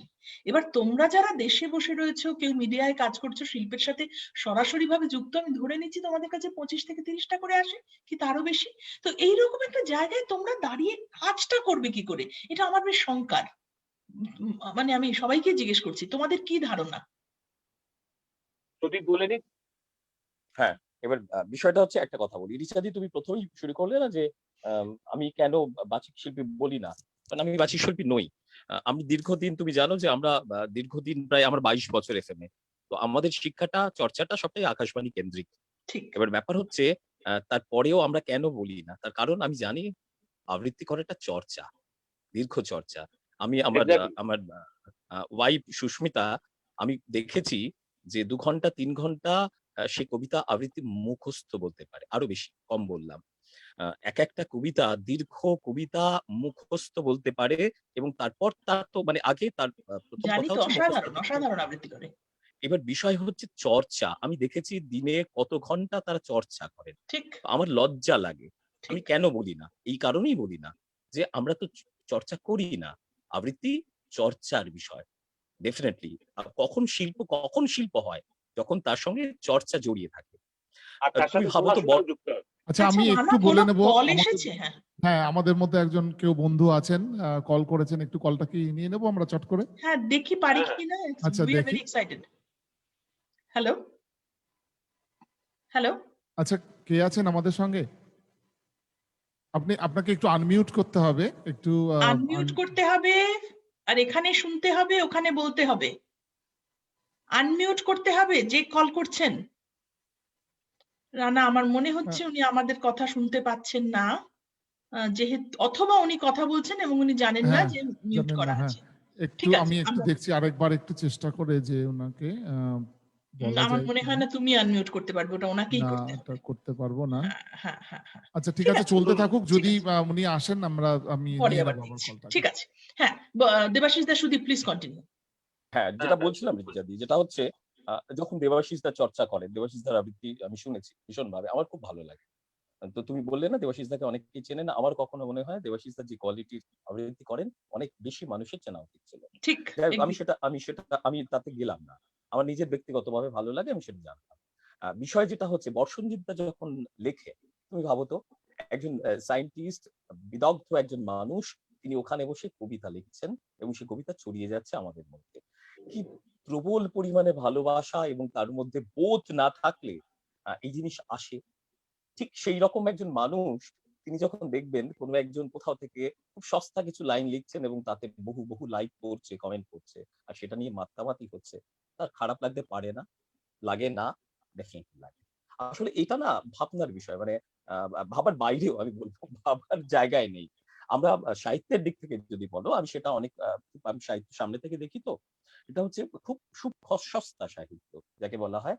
আ সস্তা সাহিত্য ভীষণভাবে জনপ্রিয় হয়ে গেছে এই সময়ে। ঠিক ঠিক হাজার বই বিক্রি হচ্ছে, এটা হচ্ছে, ওটা ঠিক। হচ্ছে, আমরা জানি। তো এভাবে, তো এটাকে ধরবে কাকে? বলবে কাকে? পড়ছে তো পাঠক। আমি বারবার দেখেছি, যখন কোনো সিরিয়াস লেখা দেখেছি, সেই লেখায় পাঠক কম। আমি সঙ্গে, সঙ্গে আমার রাগ হয়েছে। লেখাটাকে হাইড করেছি। হাইড করে, তুমি জানো আমি একটু বল্টুদা নিয়ে লিখি। খুব সস্তা ছোট্ট একটা লেখা আমি পোস্ট করেছি। ইচ্ছে করে পোস্ট করেছি। এবং সেটা দেখেছি কয়েকশো আ আ ছড়িয়ে পড়েছে, লাইক, খুব কমেন্টস, জনপ্রিয় বল্টুদা শেয়ার। তোমার চরিত্র। না, আমি সেটা বলছি না। আমি, তার মধ্যেও অনেক স্যাটায়ার থাকে, হিউমার থাকে। আমি ছোট্ট করে একটা সস্তা লেখা দিয়েছি। দেখেছি কিভাবে ছড়িয়ে পড়েছে। রাগ হয় না? আমার তো ভীষণ হয়। আমার পাঠকদের হ্যাঁ, উপর সুদীপ, রাগ হয়। সুদীপ, হ্যাঁ, সুদীপ, তুমি যে হ্যাঁ। কথাটা বলছো না, যে কোয়ালিটির একটা ডিগ্রেডেশন চলছে এবং হচ্ছে, এটা রিফ্লেকশন আমরা এই মুহূর্তে পশ্চিমবাংলায় বসে বুঝতে পারছি না কনস্ট্যান্ট। মানে এই আহ, হয়তো প্রসঙ্গটা একটু আলাদা, কিন্তু এই ইলেকশনের আগে আমরা নেতাদের বক্তব্য শুনতাম, আর এখনকার নেতাদেরও বক্তব্য শুনছি। ভাষার প্রয়োগ, ভোকাবুলারি, সব অর্থে একটা টোটাল ডিগ্রেডেশন। এটাই খুব ফ্রাস্ট্রেশনের জায়গা, যে কোয়ালিটি, মান ধীরে ধীরে যেন নিচে নেমে যাচ্ছে। আর ভালো কাজ, যেটা বর্ষণজিৎদের কথা বললে তুমি, আমি এখনো ভীষণ ভাবে মন থেকে বিশ্বাস করি যে একটা ধূপ ঘরের কোনায় জেলে রাখলে একটু পরে তার ফ্র্যাগরেন্সটা চারিদিকে ছড়িয়ে যেতে বাধ্য। একটা ভালো কাজ হয়তো সে প্রচার চটজলদি পেল না, কিন্তু তার ভালো কাজের সুগন্ধ আলটিমেটলি সেটা সবাই টের পাবে, শুনতে পারবে, জানতে পারবে। তার জন্য প্রতিটা আবৃত্তি শিল্পীর দায়িত্ব নিরন্তর একটা চর্চার মধ্যে থাকা, সেটা মননের চর্চা, সেটা শিল্পের চর্চা, এবং একই সাথে তার একটা অনুসন্ধিৎসু মন থাকতে হবে, প্রতিনিয়ত তাকে পড়াশোনা করতে হবে। বসন্তজিৎ, আপনার কি মনে হয় এই প্রসঙ্গে? আপনি তো লেখেন, লেখার ক্ষেত্রেও কি মনে হয়, সুদীপ তুমিও লেখো, লেখার ক্ষেত্রেও কি মনে হয় যে তোমাদের একটা দায়িত্ব আছে পড়াশোনা করে লেখার, অথবা ভাবনা চিন্তা করে লেখার, নাকি শুধুমাত্র ফেসবুকে লাইক পাওয়ার জন্য লেখা? হ্যাঁ, ওইটাই বলছি যে এই যে দেবাশিস বাবু এই যে একটু আগে বললেন না যে ডিগ্রেডেশন হচ্ছে, এটা আমরা কি করে বুঝতে পারছি ডিগ্রেডেশন হচ্ছে? কারণ আমরা ওই ডিগ্রেডেড লেখাগুলো আমরা দেখছি। কেন দেখছি না? বিকজ অফ অনলাইন পোস্টিং হচ্ছে চারদিকে, ওই রকম লেখা দেখছি। হ্যাঁ, কিন্তু ইজিলি অ্যাভেলেবল। হ্যাঁ, কিন্তু ওই যে একটা কথা বললাম যে আমরা অনেক কিছু দেখছি, কিন্তু সত্যি একটা লেখার উৎকর্ষ মানে তখনই থাকবে যখন লেখাটা একটু কালের প্রবাহের ওপরে থাকবে। যখন আজ থেকে 5 বছর পরেও একটা কবিতা, আমি বিশ্বাস করি না আমার কবিতা আজ থেকে 10 বছর পরে কেউ কেউ কেউ কেউ পড়বে। এরকম কিন্তু 10 বছর পরেও যাতে একই আবেদনটা থাকে। হ্যাঁ, রবীন্দ্রনাথের কবিতা আমরা আজকেও পড়ছি, আর নজরুলের কবিতা আমরা আজকেও পড়ছি, সুকান্তের কবিতা আজকেও পড়ছি, জীবনানন্দের কবিতা আজকেও পড়ছি। এরা কিন্তু, আমার মনে হয় না এরা এরা এরা ক্যালকুলেটিভ মুভ নিয়ে কবিতা। আমার খুব মনে হয় যে আমরা আজকেও পড়ছি, তার কারণ স্বল্প সংখ্যক লেখক তখন লিখতেন। তখন যদি প্রত্যেকদিন 1000 জন লেখক 1000টা করে কবিতা, মানে আমি এক একজন দেখছি আবৃত্তি একদিনে 4টে করে কবিতা পোস্ট করছেন, বা প্রত্যেকদিন একটি করে কবিতা বলে পোস্ট করছেন। তখনও অনেকে লিখতো, কিন্তু সেই লেখাগুলো কেউ জানে না। কেউ কিন্তু কোথাও কি সংখ্যার সাথে যোগাযোগ নেই? এটা কি মানে কবিরা কবিতা পোস্ট করছেন নাকি আবৃত্তিকাররা আবৃত্তি পোস্ট করছেন? কবিরা যত না লিখছেন, আবৃত্তিকার তার থেকে বেশি আবৃত্তি করে পোস্ট করে যাচ্ছেন সমানে। আমি কাউকে ছোট করছি না, উই ওয়েলকাম দ্যাট, আমরা সকলে আবৃত্তি চর্চা করি, আমরা চাই সবাই কবিতা বলুক। কিন্তু আমি বলছি এই যে আমরা মনে রেখেছি, কারণ স্বল্প সংখ্যায় ভালো জিনিস আসতো। এখন যদি ভালো খারাপ যাই হোক, যদি এত হাজারে হাজারে কোটিতে কোটিতে আসতে থাকে, তাহলে কি কোনো লেখা, কোনো আবৃত্তি, কোনো গানের কালোজয়ী হওয়া সম্ভব? 10 বছর বাদে টিকে থাকা সম্ভব? তোমরা কি বলো? আমি একটা জিনিস বলি রিচাদি, যেটা হচ্ছে কাল, মানে কাল ফর হোয়াট, মানে কাল কি? প্রথম কথা বুঝতে হবে যে কালের নির্ণয়টা কে করবে, কত বছরে একটা কাল হয়। কাল মানে তো আগামী কালও হতে পারে, আবার 100 বছর পরের কালও। সুতরাং আমাদের এই কালের সময়সীমা যত কমবে, আমরা বলা হয় না যে মানুষ স্মৃতিতে 20,000টা নাম মনে রাখতে পারে, তো 20,000 একটা হলে একটা পেছনের একটা নাম নষ্ট হয়ে যায়, মানে মুছে যায়, ডিলিট হয়ে যায়। তো এই যে 21 সেকেন্ড মানুষ একটা বিষয়ের উপর কনসেন্ট্রেট করতে পারে। ভাবনা, তোমার ভাবনা, তুমি যে কোনো কিছু ভাবো, 21 সেকেন্ডের বেশি ভাবতে পারবে না। একটু থামাচ্ছি তোমাদেরকে, আমাদের বন্ধু আরেকবার কল করার চেষ্টা করছেন, দেখি আমরা নিতে পারি কিনা। কলের ব্যাপারটা নিয়ে খুব এক্সাইটেড, একটু এক্সপেরিমেন্টের জায়গা তো, দেখা যাক নেওয়া যায় কিনা। অনেকটা বেশ এফএম ফিলিং হচ্ছে, জানো তো সুদীপ। দেখি তো রানা, একবার চেষ্টা করে দেখি, যদি না হয় আচ্ছা দেখি কোন বন্ধু। হ্যালো, কে আছেন আমাদের সঙ্গে? আপনাকে কিন্তু এখানে শুনতে হবে, ফেসবুকে শুনতে হবে, শুনে ওখানে কথা বলতে হবে। হ্যালো, হ্যাঁ শোনা যাচ্ছে, বলুন।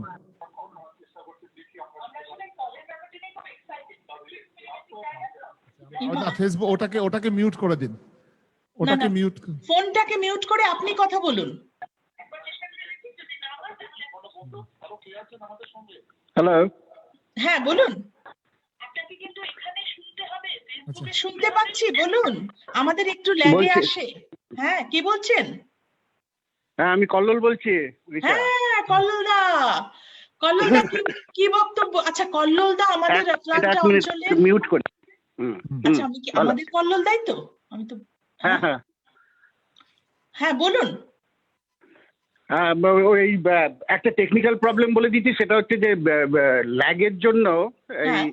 আমি আমি দেখে বলতে একসাথে বললে একটা প্রবলেম হচ্ছে, অনেকটা পেছনে আছে। না, তুমি আমাদের সঙ্গে সরাসরি যাই- কথা হ্যাঁ, যাই হোক, আমার মানে আলোচনাটা খুব ভালো লাগছে। আমি যে বিষয়টা এখানে একটু অ্যাড করতে চাইছি সেটা হচ্ছে যে আজকের এই অনুষ্ঠান দেখতে দেখতে আমি দেখছি যে কজন দেখছে এই মুহূর্তে, এটা কিন্তু একটা great example of the problem that it has been talked about, right? এই যে আপনারা যে 6 জন যে করছেন, আপনার যতটা আশা আছে যে আমরা যে কথাগুলো বলবো সে মানে থাকুক না থাকুক সে তো অন্য কেউ বলবো, অন্তত বেশ কিছু লোক না, শুনবে। না, সেই আশা নিয়ে কিন্তু আমরা অনুষ্ঠান করছি না। আমাদের মনে হচ্ছে যে আমাদের আজকে কবিতা দিবস উপলক্ষে ফিরে দেখার একটা জায়গা রয়েছে এবং সেই জায়গাটা থেকে আমরা অনুষ্ঠান করছি। কেউ দেখলে খুব ভালো, নিশ্চয়ই খুশি হব। কেউ যদি না দেখে তেমন কিছু বলার নেই, কারণ আজকে অনেকেই অনুষ্ঠান করছেন। প্রত্যেকটা কবিতা দলের আজ অনুষ্ঠান রয়েছে এবং আমরাও পরে গিয়ে দেখবো যখন আমাদের অনুষ্ঠান থাকবে না। সেই জায়গাটা না, আমরা বিষয়টাতে আসতে চাই যে এই বিষয়টা নিয়ে কে কি ভাবছেন। বলুন কল্লোল দাস, সরি না, থামালাম। আমি আমি আমি যেটা বলতে চাইছি, এটা মানে আবৃত্তি চর্চা না, আবৃত্তি চর্চা আমি জানি, এদেরকে অনেকেই পার্সোনালি জানি, অন্তত 3 জনকে তো খুবই পার্সোনালি জানি। আপনারা সকলেই প্রচন্ড চেষ্টা করে একটা কিছু করছেন, কিন্তু যেটা হয় যখন চারিদিকে অনেক নয়েজ ক্রিয়েট হয় তখন অনেক ভালো জিনিস শোনা যায় না। ঠিক, এগ্রি। এই যে একটা মনজ্ঞ দারুণ কথা, কথাবার্তা, দারুণ কথা।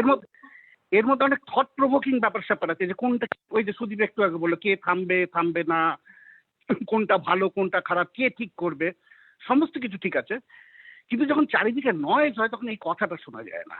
ঠিক, ঠিক। এখন এইটা কি করে, সুতরাং যারা এই রকম মনজ্ঞ কাজ করেন তাদেরকেই ভাবতে হবে যে কি করে এদের মধ্যে থেকে ওপরে ওঠা যায়, একটা এমন একটা অনুষ্ঠান করা যায় যেটা মনে হবে দর্শক হিসেবে যে আমার কাছে না শুনলে আমি ক্ষতিগ্রস্ত হব। আমি তো আমার নিজের সময় ব্যয় করে ডিভোট করে আমি তো লাইভ শুনছি, আমি তো পরে শুনছি না। ঠিক, ঠিক, ঠিক। ইনজেলা করেছে, এত এই- ভালো এই প্রোগ্রাম প্রশ্ন- করেছে, কিন্তু এত এই কম লোক প্রশ্ন- সেই তুলনায়। ঠিক, এই প্রশ্নের উত্তরটা খোঁজার জায়গাতেই আসতে চাইছি। এই প্রশ্নের উত্তরটা খুঁজেই আজকের অনুষ্ঠানের আয়োজন করা। অনেক ধন্যবাদ কল্লোল দা আমাদের কল করার জন্য। Thank you Kallol da. Thank you. Kallol Nandi আমাদের আটলান্টা অঞ্চলের একজন নামকরা সাংস্কৃতিক ব্যক্তিত্ব এবং অবশ্যই প্রসিদ্ধ একজন শিল্পপতি। Thank you again Kallol da for calling us. তো যে প্রশ্নটা আমাদের এই বন্ধু করলেন, এনিওয়ান লাইকস টু অ্যান্সার? কারোর কাছে কোনো উত্তর আছে বা ভাবনা চিন্তা আছে? একদম ডেফিনেটলি। কল্লোল দা খুব ভালো কথা বললেন, যেটা হচ্ছে প্রথম কথা হচ্ছে এত লোক, মানে কত লোক, মানে সংখ্যাটার কথা বললেন তো। কল্লোল দাকে একটা কথা বলি, মানে আমার খুব ব্যক্তিগত অভিজ্ঞতা থেকে বলছি, এই লকডাউন পিরিয়ডে তুমি রিচা দি, তুমি জানো যে আমি বিভিন্ন কাজের সঙ্গে থাকতে ভালোবাসি। তা আমি নিজে কখন কি করি সেটা আমি নিজেও জানি না। মানে আমি বলি তোমায়, যেহেতু কলেজ স্ট্রিটের সঙ্গে আমার খুব ভালো সম্পর্ক, প্রায় সবাই আমায় চেনেন, তো সেক্ষেত্রে আমি এই লকডাউনের সময় যেটা করলাম সেটা একটা পাবলিকেশন করলাম, ঘরে বাইরে পাবলিকেশন। যাই হোক, কথাটা পাবলিকেশন কেন্দ্রিক নয়, আমি বিষয়টা বললাম। নিশ্চয়ই। আমি এখানে করে যেটা দেখতে পারলাম সেটা হচ্ছে, আমি এটাও আগেও জানতাম, প্রচুর মানুষ আছেন যাদের বই প্রচুর বিক্রি হয় অনলাইনে, মানে এক একজন বেস্ট সেলার। আমি তাদের সঙ্গে খুব ব্যক্তিগতভাবে অনেককেই চিনি। আমি সবসময় তাদের লেখা পড়িও না, আমার দরকারও পড়ে না পড়া। তার কারণ হচ্ছে আমি নিতে পারি না, অনেক কিছু নেওয়া যায় না, আমি নিতে পারি না। তো আমি যেটা করলাম, আমি একটা উদাহরণ ছোট্ট করে দিই, আমি দীনেশ চন্দ্র সেনের উপর একটা বই করলাম, দীনেশ চন্দ্র সেনের প্রপত্রিকা দিয়ে। কেন করলাম, বললাম কথাটা কেন বললাম, যে এই সমস্ত কিছুর বাইরে গিয়ে যে বইটা বিক্রি প্রায় হবে না বলে ধরে নিয়ে আমি বইটা করলাম চ্যালেঞ্জ হিসেবে, যে যেই সময় মানুষ দীনেশ চন্দ্র সেনকে ভুলতে বসেছে সেই সময় আমি এরকম একটা কাজ করব, লোককে চ্যালেঞ্জ হিসেবে। কুর্নিশ তুমি তোমাকে। জানো না, একদম তুমি জানো না রিচাদি, বইটা কলকাতার কর্চা পর্যন্ত আনন্দবাজার সেটা রিভিউ করলো, শুধু সেটা নয়, বইটা অসম্ভব ভালো বিক্রি হলো। ভালো জিনিস, আমি কেন কথাগুলো বললাম, ভালো জিনিসও নেয় মানুষ, সময় লাগে, এবং তারপর যেটা থেকে যায় না সেটা বড় সাংঘাতিক জিনিস, সেই জিনিস ডিলিট হয় না। সস্তা জিনিস ডিলিট হয়ে যায় বড্ড তাড়াতাড়ি, সেটা ফিরে আসে না। বাহ, ভালো জিনিস কখনো ডিলিট হবে না, হতে পারে না, কখনো না, কোনোদিনও না, চিরকাল। এই যে কালের কথাটা বলছিলে, কাল বড় সাংঘাতিক, এটা আগামীকাল না 100 বছর পরের কাল, এ বড় সাংঘাতিক জিনিস। আমার মনে হয়, আমি বিশ্বাস করি, যে কোনো ভালো সৃষ্টি, যে কোনো ভালো কাজ, যেভাবেই তুমি সেটা প্রয়োগ করো, যদি কিছুটা মানুষের কাছাকাছি আনা যায়, এটা থাকবেই, চিরকালের জন্য থাকবে। সুতরাং একটা অনুষ্ঠান এই কল্লোলদা যেটা বললেন আজকের অনুষ্ঠানটাই যদি বলি, এটা ভালো অনুষ্ঠান, তুমি দেখবে এটা কিভাবে আস্তে আস্তে রিচ করে যায়, প্রচুর মানুষ শুনবেন এবং কোয়ালিটি মানুষ শুনবেন। সবসময় একটা জিনিস মাথায় রাখবে, এটা হচ্ছে কোয়ালিটি মানুষ কোয়ান্টিটি থেকে সবসময় ভালো। ঠিক 1000 জন 2000 জন দেখলেও ঠিক কিচ্ছু লাভ হয় না, কোথাও লাভ হয় না। কিন্তু দুটো মানুষ যদি খুব ভালো দেখেন এবং সেটা রিঅ্যাক্ট করেন, জানবে সেটা অনেক বেশি দামি এবং সেটাই দামি, সেটাই থাকবে চিরকাল, এটা বলে ইতিহাস, তাই বলে। দেবাশিস দা কিছু বলবে? হ্যাঁ, কল্লোলদা যে কথাটা বললেন অত্যন্ত গুরুত্বপূর্ণ কথা, অত্যন্ত প্রাসঙ্গিক কথা। এত চিৎকারে ভালো শব্দগুলো, ভালো আওয়াজগুলো হারিয়ে যায়। তো এই প্রসঙ্গে আমার একটা ছোট্ট গল্পের কথা মনে পড়লো, একটা ইংরাজি গল্পের একটা ছোট্ট, আমি আহ, বললে পরে আমি যেটা বলতে চাইছি সেটা আমি আরেকটু বুঝিয়ে বলতে পারবো। একজন ক্লার্জিম্যান, তিনি সারা জীবন মানুষের জন্য কাজ করেছেন, মানুষের সেবা করেছেন। তো সময়ের নিয়মে সেই ক্লার্জিম্যান একদিন মারা যাওয়ার পরে স্বর্গের থেকে দেবদূত আসলেন তাকে স্বর্গে নিয়ে যাওয়ার জন্য। তখন ক্লার্জিম্যান বললেন যে আমি আপনার সাথে স্বর্গে যাব, কিন্তু আমি একবার নরকটা দেখতে চাই, কেননা আমি নরক আর স্বর্গের মধ্যে ফারাকটা বুঝতে চাই। তখন বললো ঠিক আছে চলুন, আমি খুব তাড়াতাড়ি বলছি গল্পটা, ঠিক আছে চলুন আমার সাথে। তো একটা বিরাট জঙ্গল, জঙ্গল পেরিয়ে একটা বিরাট বড় মাঠ, তারপরে বিরাট একটা হল ঘর। যখন তারা ঢুকছে খুব ভালো ভালো খাবারের গন্ধ আসছে, একই সাথে প্রচন্ড চিৎকার চেঁচামেচি হচ্ছে। তো দেবদূত বলছেন যে কোথায় নিয়ে এসেছেন, বললো চলুন আপনি যেটা দেখতে চাইছিলেন ভেতরে। ভেতরে ঢুকলো, বিরাট বড় একটা হল ঘর, বড় একটা টেবিল, সেখানে সমস্ত ভালো ভালো খাবার রাখা আছে, কিন্তু সবাই চিৎকার করছে, কাঁদছে, খাবারের আশপাশ দিয়ে ঘুরে বেড়াচ্ছে, কিন্তু কেউ খাবার খাচ্ছে না। তো ক্লার্জিম্যান দেবদূতকে বললেন এরা এরকম করছে কেন? বলছে ওদের একটু খেয়াল করে দেখুন, কেন করছে বুঝতে পারবেন। তখন ক্লার্জিম্যান খেয়াল করে দেখলেন প্রত্যেকের হাত একটা কাঠের চামচ দিয়ে বাঁধা, এমন ভাবে বাঁধা সে হাতটা নিজের মুখের কাছে তুলতে পারছে না, কেউ খেতে পারছে না। বললো এটা হচ্ছে নরক। তারপরে বললেন চলুন এবার স্বর্গের দিকে যাওয়া। সেম রাস্তা, একই জায়গা, কিছুটা ক্রস করার পর আবার ওরকম একটা হলঘর, আবার চিৎকার চেঁচামেচি, এখানে কিচ্ছু নেই, খাবারের গন্ধ আসছে, কিন্তু এবার শোনা যাচ্ছে গানের শব্দ, হাসির শব্দ, উল্লাসের শব্দ। চলুন ভেতরে যাই। ভেতরে গিয়ে দেখছেন এখানেও প্রত্যেকটা মানুষের হাতে ওরকম কাঠের চামচ বাঁধা, কিন্তু কেউ নিজে খেতে পারছে না, কিন্তু অন্যকে খাইয়ে দিচ্ছে। কেউ ক্ষুধার্ত নেই, সবাই বাহ খাচ্ছে। আমি বাহ আমি আমি সেরকম দিনের স্বপ্ন দেখতে চাই, আমি সেরকম বাহ একটা আবৃত্তি সমাজের স্বপ্ন দেখতে চাই, যেদিন পিঠ চাবড়ে দিয়ে, ভুলগুলোকে শুধরে দিয়ে একটা সঠিক জায়গায় নিয়ে যেতে চাই। আমার মনে হয় মানে আমি অনুষ্ঠান কেমন হচ্ছে কেমন হচ্ছে না, কজন দেখছে কজন দেখছে না, আমার কাছে না খুব গৌণ হয়ে গেল তোমার এই কথাটার পর দেবাশিস দা। যে জায়গায় তুমি আমাদের আলোচনাটাকে নিয়ে এলে, আমরা তো সেই জায়গাটা স্বপ্ন দেখবো বলেই কবিতাটা বলি।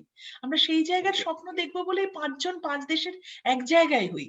যা এক কিছু জায়গায় ভালো মিলিতভাবে সেই লক্ষ্যে আমরা পৌঁছতে যেতে পারি, সেই স্বপ্নই তো আমরা দেখি। যারা আমি একাকী গায়কের নয় তো গান, আমি একা কবিতা বলবো সবাই শুনে যাবে সেটা তো লক্ষ্য নয়, বা আমি একা হয় না। লিখবো সবাই পড়ে যাবে তা তো না। সবাই মিলে পড়ি, কিন্তু ভালোভাবে পড়ি।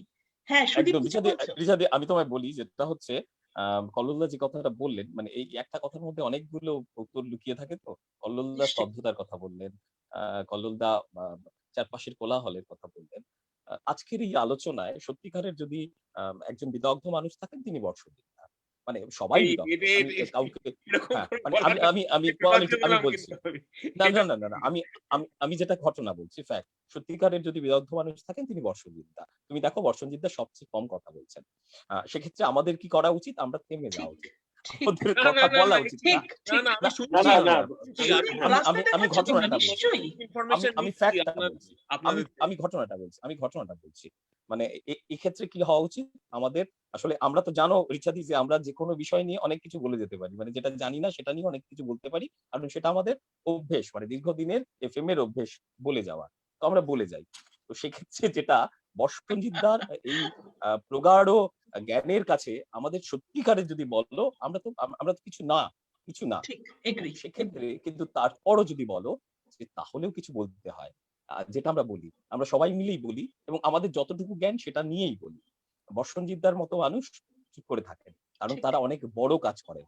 ঠিক আমাদের কাজ হয়তো না, না, হারিয়ে আমি যাবে চুপ কখনো, করে নেই, আমি কিন্তু সে আমি কাজ নিচ্ছি থাকবে। এগুলো, আমি সবকিছু বুঝছি তোমাদের থেকে। আরে আমিও শিখছি এইগুলো, অনেক কিছু। আমি যে সবকিছু জানি তা না, আমিও এই টুকরো টুকরো তোমার সম্পদ নিয়েই আমি থাকি আর কি। এগুলো আমি না এইভাবে একটা কথা বলেছিলাম অনুষ্ঠানের যখন আলোচনায় আমরা ছিলাম, যে কিছু ভালো মানুষকে এক জায়গায় করার কাজটা করছি আমরা। আমার আজকের অনুষ্ঠান কিন্তু তার প্রমাণ বন্ধুরা, যে একজনও যদি দেখে থাকেন তাহলে আপনারা আবৃত্তিকার, শিল্পী, কবি এগুলো তো পড়ে, কিন্তু তাদের কথায় বুঝবেন আমি কেমন মানুষদের আজ নিয়ে এসেছি আপনাদের সামনে। প্লিজ কন্টিনিউ, শুধু যা আমি বলছিলেন। আমি একটা শুধু কথা নিশ্চয়ই। বলে নিই, এই যে এই কবিতা নিয়ে আর কি। মানে আমি যত জনের কবিতা পড়ি বা আমি একটা ট্রেন্ড আমি লক্ষ্য করেছি যে কবিতা না, ওই ওই যে বললাম, হ্যাঁ অনেকেই এটা সুদীপ যেরকম বললো যে না সবই ক্যালকুলেটিভ মুভ তো একটা আছে, কিন্তু অনেক ক্রিয়েটিভিটি এসছে, মানে তার পিছনে মিস্ট্রিজ অ্যান্ড মিজারিজও আছে। মানে অনেক কবি শেষকালে কি বলবো মেন্টাল ইয়ে হয়েছে, সিজোফ্রেনিক হয়ে গেছে, কিন্তু তাদের থেকে যে ক্রিয়েটিভিটি গুলো বেরিয়ে এসছে, মানে এই দুটো না কানেক্টেডও। এই নিয়ে বিরাট গবেষণা, আমি তো গবেষণা জগতের লোক, আমি পেপার টেপারও পড়েছি যে এর সাথে কানেকশন আছে এই এই এই এই মেন্টাল সেটআপের সাথে ক্রিয়েটিভিটির। আপনি জীবনানন্দকে দেখুন, জীবনানন্দ একটা আমি বলতে যাচ্ছিলাম বর্ষণজিৎ দা, আমি জাস্ট বলতে যাচ্ছিলাম আপনি বাবু জীবনানন্দ ক্যালকুলেটিভ ছিলেন না। মধ্যে হাঁটতে হাঁটতে গিয়ে ট্রামে চাপাবো, মানে না, তখন উনি কি বর্ষণজিৎ দা, ভাবছিলেন, কোন আমি জগতে জীবনানন্দের ছিলেন? না বর্ষণজিৎ দা, আমি জীবনানন্দের মানে সেটা কথা বলছি না, সেটা অন্য ব্যাপার হয়ে গেল। জীবনানন্দ ক্যালকুলেটিভ ছিলেন না, অসম্ভব ছিলেন। তার সমস্ত সৃষ্টি একটা প্রজেক্ট ছিল, জীবনানন্দ সেই প্রজেক্ট দেখেছিলেন। তার কিছু আমরা সামনে দেখতে পারি, অনেকটা দেখতে পাই না। জীবনানন্দ ক্যালকুলেটিভ ছিলেন না, তিনি শিকার হয়েছিলেন সেই সময় কিছু রাজনীতি, চারপাশের সমস্ত কিছুর একটা মিশ্রণ নিয়ে আমরা আলটিমেট জীবনানন্দকে দেখতে পাই, যেটা অনেকটাই পাই না। তাহলে তো আমি আবার বর্ষণজিৎদার কথা সমর্থন করছি, যে ক্যালকুলেটিভ মোটিভ না নিয়েও তাহলে মানুষ কালোজয়ী হতে পারেন। তার লেখা থেকে যেতে পারে, তার বলা থেকে যেতে পারে, তার শিল্প থেকে যেতে পারে, দরকার নেই সেখানে। আমি যেটা বলার চেষ্টা করছি, ক্যালকুলেটিভ মোটিভটা খারাপের জন্য নয়, ক্যালকুলেটিভ মোটিভ যে কোনো সৃষ্টির জন্য কাজে লাগে। সজনীকান্ত দাস শনিবারের চিঠি নিয়ে তিনি যখন কাজ করছেন, রবীন্দ্রনাথকে ঠুকছেন, সেখানে ক্যালকুলেটিভ মোড কাজ করেনি, ডেফিনেটলি কাজ করেছে। আমি বিতর্কে যাচ্ছি না সেখানে রবীন্দ্রনাথ তাকে সাপোর্ট করেছিলেন কিনা, যাচ্ছি না। সজনীকান্ত দাস প্রত্যেক কটা রবীন্দ্রনাথের লেখা বেরোয়ার সবার আগে সজনীকান্ত দাস পড়তেন না না, রবীন্দ্রনাথের কাছে। আমি দুটো ব্যাপারকে মিউচুয়ালি এক্সক্লুসিভ বলছি। আমি বলছি যে ক্যালকুলেটিভ মুভ ছাড়াও অনেক কালজয়ী লেখা বেরিয়ে এসছে, নইলে রবার্ট ফ্রস্টের মতো লেখক বটেই, হ্যাঁ বলতে পারেন যে to be a poet is a condition not a profession. মানে কারণ উনি কোন ইয়েতে এটা বলেছিলেন যে poetry is not an output of a calculative move. এইসব কথা লোকে বলে গেছে, রিলকে পর্যন্ত বলে গেছে। না, আপনি ওয়েনের কথা বলুন। ওয়েন যখন কবিতা লিখছেন সেখানে ক্যালকুলেটিভ মুড কোথায় কাজ করেছে? ওয়েন যখন ফ্রেঞ্চে বসে কবিতা লিখছেন সেখানে ক্যালকুলেটিভ মুড কাজ করেনি। আবার রবীন্দ্রনাথ যখন লিখছেন সেখানে ক্যালকুলেটিভ মুড কাজ করেনি। এটা তো আপনি নিশ্চয়ই বলবেন না। না না না, কাজ করেছে, অবশ্যই কাজ করেছে। সুতরাং সেখানে ডেফিনেটলি এক একটা বিষয় এক এক রকম ভাবে প্রজেক্ট হয়েছে, কিন্তু কোনোটাই খারাপ না। যেটা শিল্পের জন্য, আলটিমেট ভালো কিছুর জন্য কাজে লাগে, ডেফিনেটলি সেটা ভালো, সবসময় ভালো। বাংলা কবিদের মধ্যে এই শক্তি চট্টোপাধ্যায়ের ইয়েতে অনেক অনেক সময় উনি ক্যালকুলেটিভ মুভের ওপরে উঠেছেন ওনার কবিতায়। একদম, মানে এগুলো তো সৃষ্টি অসম্ভব, মানে কি বলবো। মানে একটু অন্য জায়গায় চলে আসি, অনুষ্ঠানের শেষের দিকে সবার কাছ থেকে একটু ছোট করে কবিতাও শুনতে চাই। আজ বিশ্ব কবিতা দিবস। আমার খুব মনে হয় যে ক্যালকুলেটিভ মুভ থাকুক না থাকুক, কিন্তু সেটা যখন দৃশ্যত প্রকট, তখন আমার কাছে সেটা শিল্প থাকে না। যদিও আমাদের পরের প্রজন্ম বলছে যে কে কোন কাজটা কেন করেছে সেটা ইম্পর্টেন্ট নয়, কাজটা কি, আউটপুটটা কি সেটা ইম্পর্টেন্ট। মানে বিহাইন্ড দ্য স্টোরি, কেন কি জন্য, সেগুলো নাই বা আমরা আলোচনায় আনলাম, যাকে সে নিয়ে আবার পরে অন্য কোনোদিন। তুমি এটা বলছো, কিন্তু আলটিমেট তোমায় বলি, সমস্ত বড় সাকসেসের পেছনে একটা ক্যালকুলেটিভ মুড কাজ করে। মানে এটা তুমি যেভাবেই বলো, যেভাবে এক্সপ্রেস করো, আমি জানি না তুমি কিভাবে করবে, কিন্তু আলটিমেট সাকসেসের পেছনে কোথাও ক্যালকুলেটিভ মুড কাজ করে। যেভাবেই তুমি সকাল দেখো, সূর্য কিন্তু একটাই। হ্যাঁ, মানে সেটাই, যেভাবেই তুমি ঘুরে ফিরিয়ে দেখতে চাও, আসলে তো সেই একটাই জায়গা। আচ্ছা, অনেকক্ষণ আমরা কথা বলেছি, ছোট কবিতা কে শোনাবে বলো? ছোট্ট কবিতা? হ্যাঁ, কে শোনাবে? একটা মিষ্টি কবিতা শোনাই। শোনাও শোনাও দেবাশিস দা, ফটাফট। আচ্ছা, আমি শোনাবো একটা আমার ভীষণ প্রিয় একটা কবিতা, খুব মিষ্টি কবিতা, এবং এটা লিখেছেন সংবাদ প্রতিদিনের সাংবাদিক প্রদীপ আচার মায়াবী চোখে অমন করে তাকাস না, আমি তো মেঘ, আমি তো আকাশ না, একটু নাড়া খেলেই ঝরে পড়তে পারি, বৃষ্টি হয়ে তোকেই ছুঁয়ে ফেলতে পারি, এক পশলার দমকে তোর ভিজলে শাড়ি, মেঘের ভেতর কত আগুন বুঝবি নারী, মেঘের বুকে তৃষ্ণা, আগুন তৃষ্ণা রে, জল দে বরং, উঠকে আগুন দিস না রে, এই যে মেঘ চাতক হয়ে চাইছে জল, এমন সর্বনাশের মূলে তুই না বল। বাহ বাহ বাহ বাহ, আমার তো মনে হলো যে লাস্ট লাইনটা কি আমাকে বলা, এমন সর্বনাশের মূলে তুই না বল। আমি জানি কেন কেন যে এই সবাইকে এক জায়গায় করে কবিতা বলাতে চেষ্টা করি, দিনের শেষে মনে হয় কেন এই মাথার মধ্যে পোকাটা নড়ে, কখনো কখনো খুব হতাশ হই, কখনো কখনো আনন্দিত হই, আবার পরদিন মনে হয় দুজনকে বলি কবিতা বলো। চলে আসবো, যতদিন পোকা নড়বে রিচা ভালো থাকবে।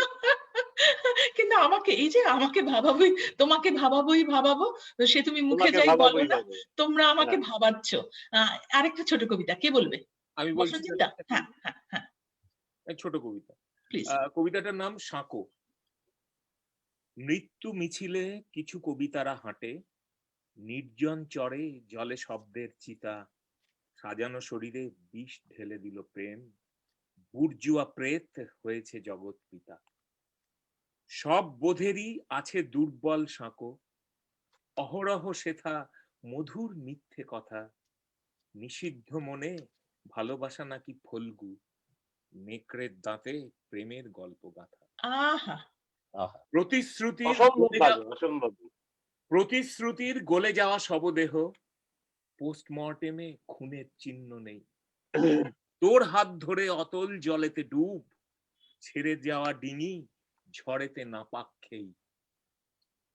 ইতিহাস দেখো ভেজে বেয়াদব রক্তে, বিরহী তারার আকাশে জোটেনি ঘর, যদিও বাগানে ফুলগুলো ফুটে আছে, চোখে বেঁচে আছে ধূসর মরুর ঝড়। কি অসম্ভব ভালো লাগলো যে কবিতাটা, এর জন্যই বলা। আই ডোন্ট কেয়ার ঠিক করে যে কে দেখছে কে দেখছে না, যে কজন দেখছে তাদের ভালো লাগছে আমি জানি। মানে এই কবিতা, এটা কি আপনার লেখা? পড়লে আমার লেখা। অসাধারণ অসাধারণ, আমার খুব ভালো লাগবে আপনি যদি কবিতাটা পড়ে পাঠান কখনো, আমার এত ভালো লাগলো। এই বর্ষণজিৎ এই কবিতাটা লাগবে, এই কবিতাটা লাগবে, সবার লাগবে। আমার কবিতা তো ওপেন, হ্যাঁ আমি পাঠিয়ে দেবো, রিচা পাঠিয়ে দেবো। প্লিজ এই কবিতা আমাদের চাই। আমাকে পাঠাবে না বলছে, আমাকে পাঠাবে না বলছে। না আমি আপনাকে এই শুনুন, আপনাকে হ্যাঁ দেবাশিস বাবু নিশ্চয়ই পাঠাবো আপনাকে, আপনি আমাকে একটা হোয়াটসঅ্যাপ করবেন, আমি ওখানে আপলোড করে দেবো। ওকে ওকে। কবিতার মধ্য দিয়ে সেতু বন্ধন তো হয়।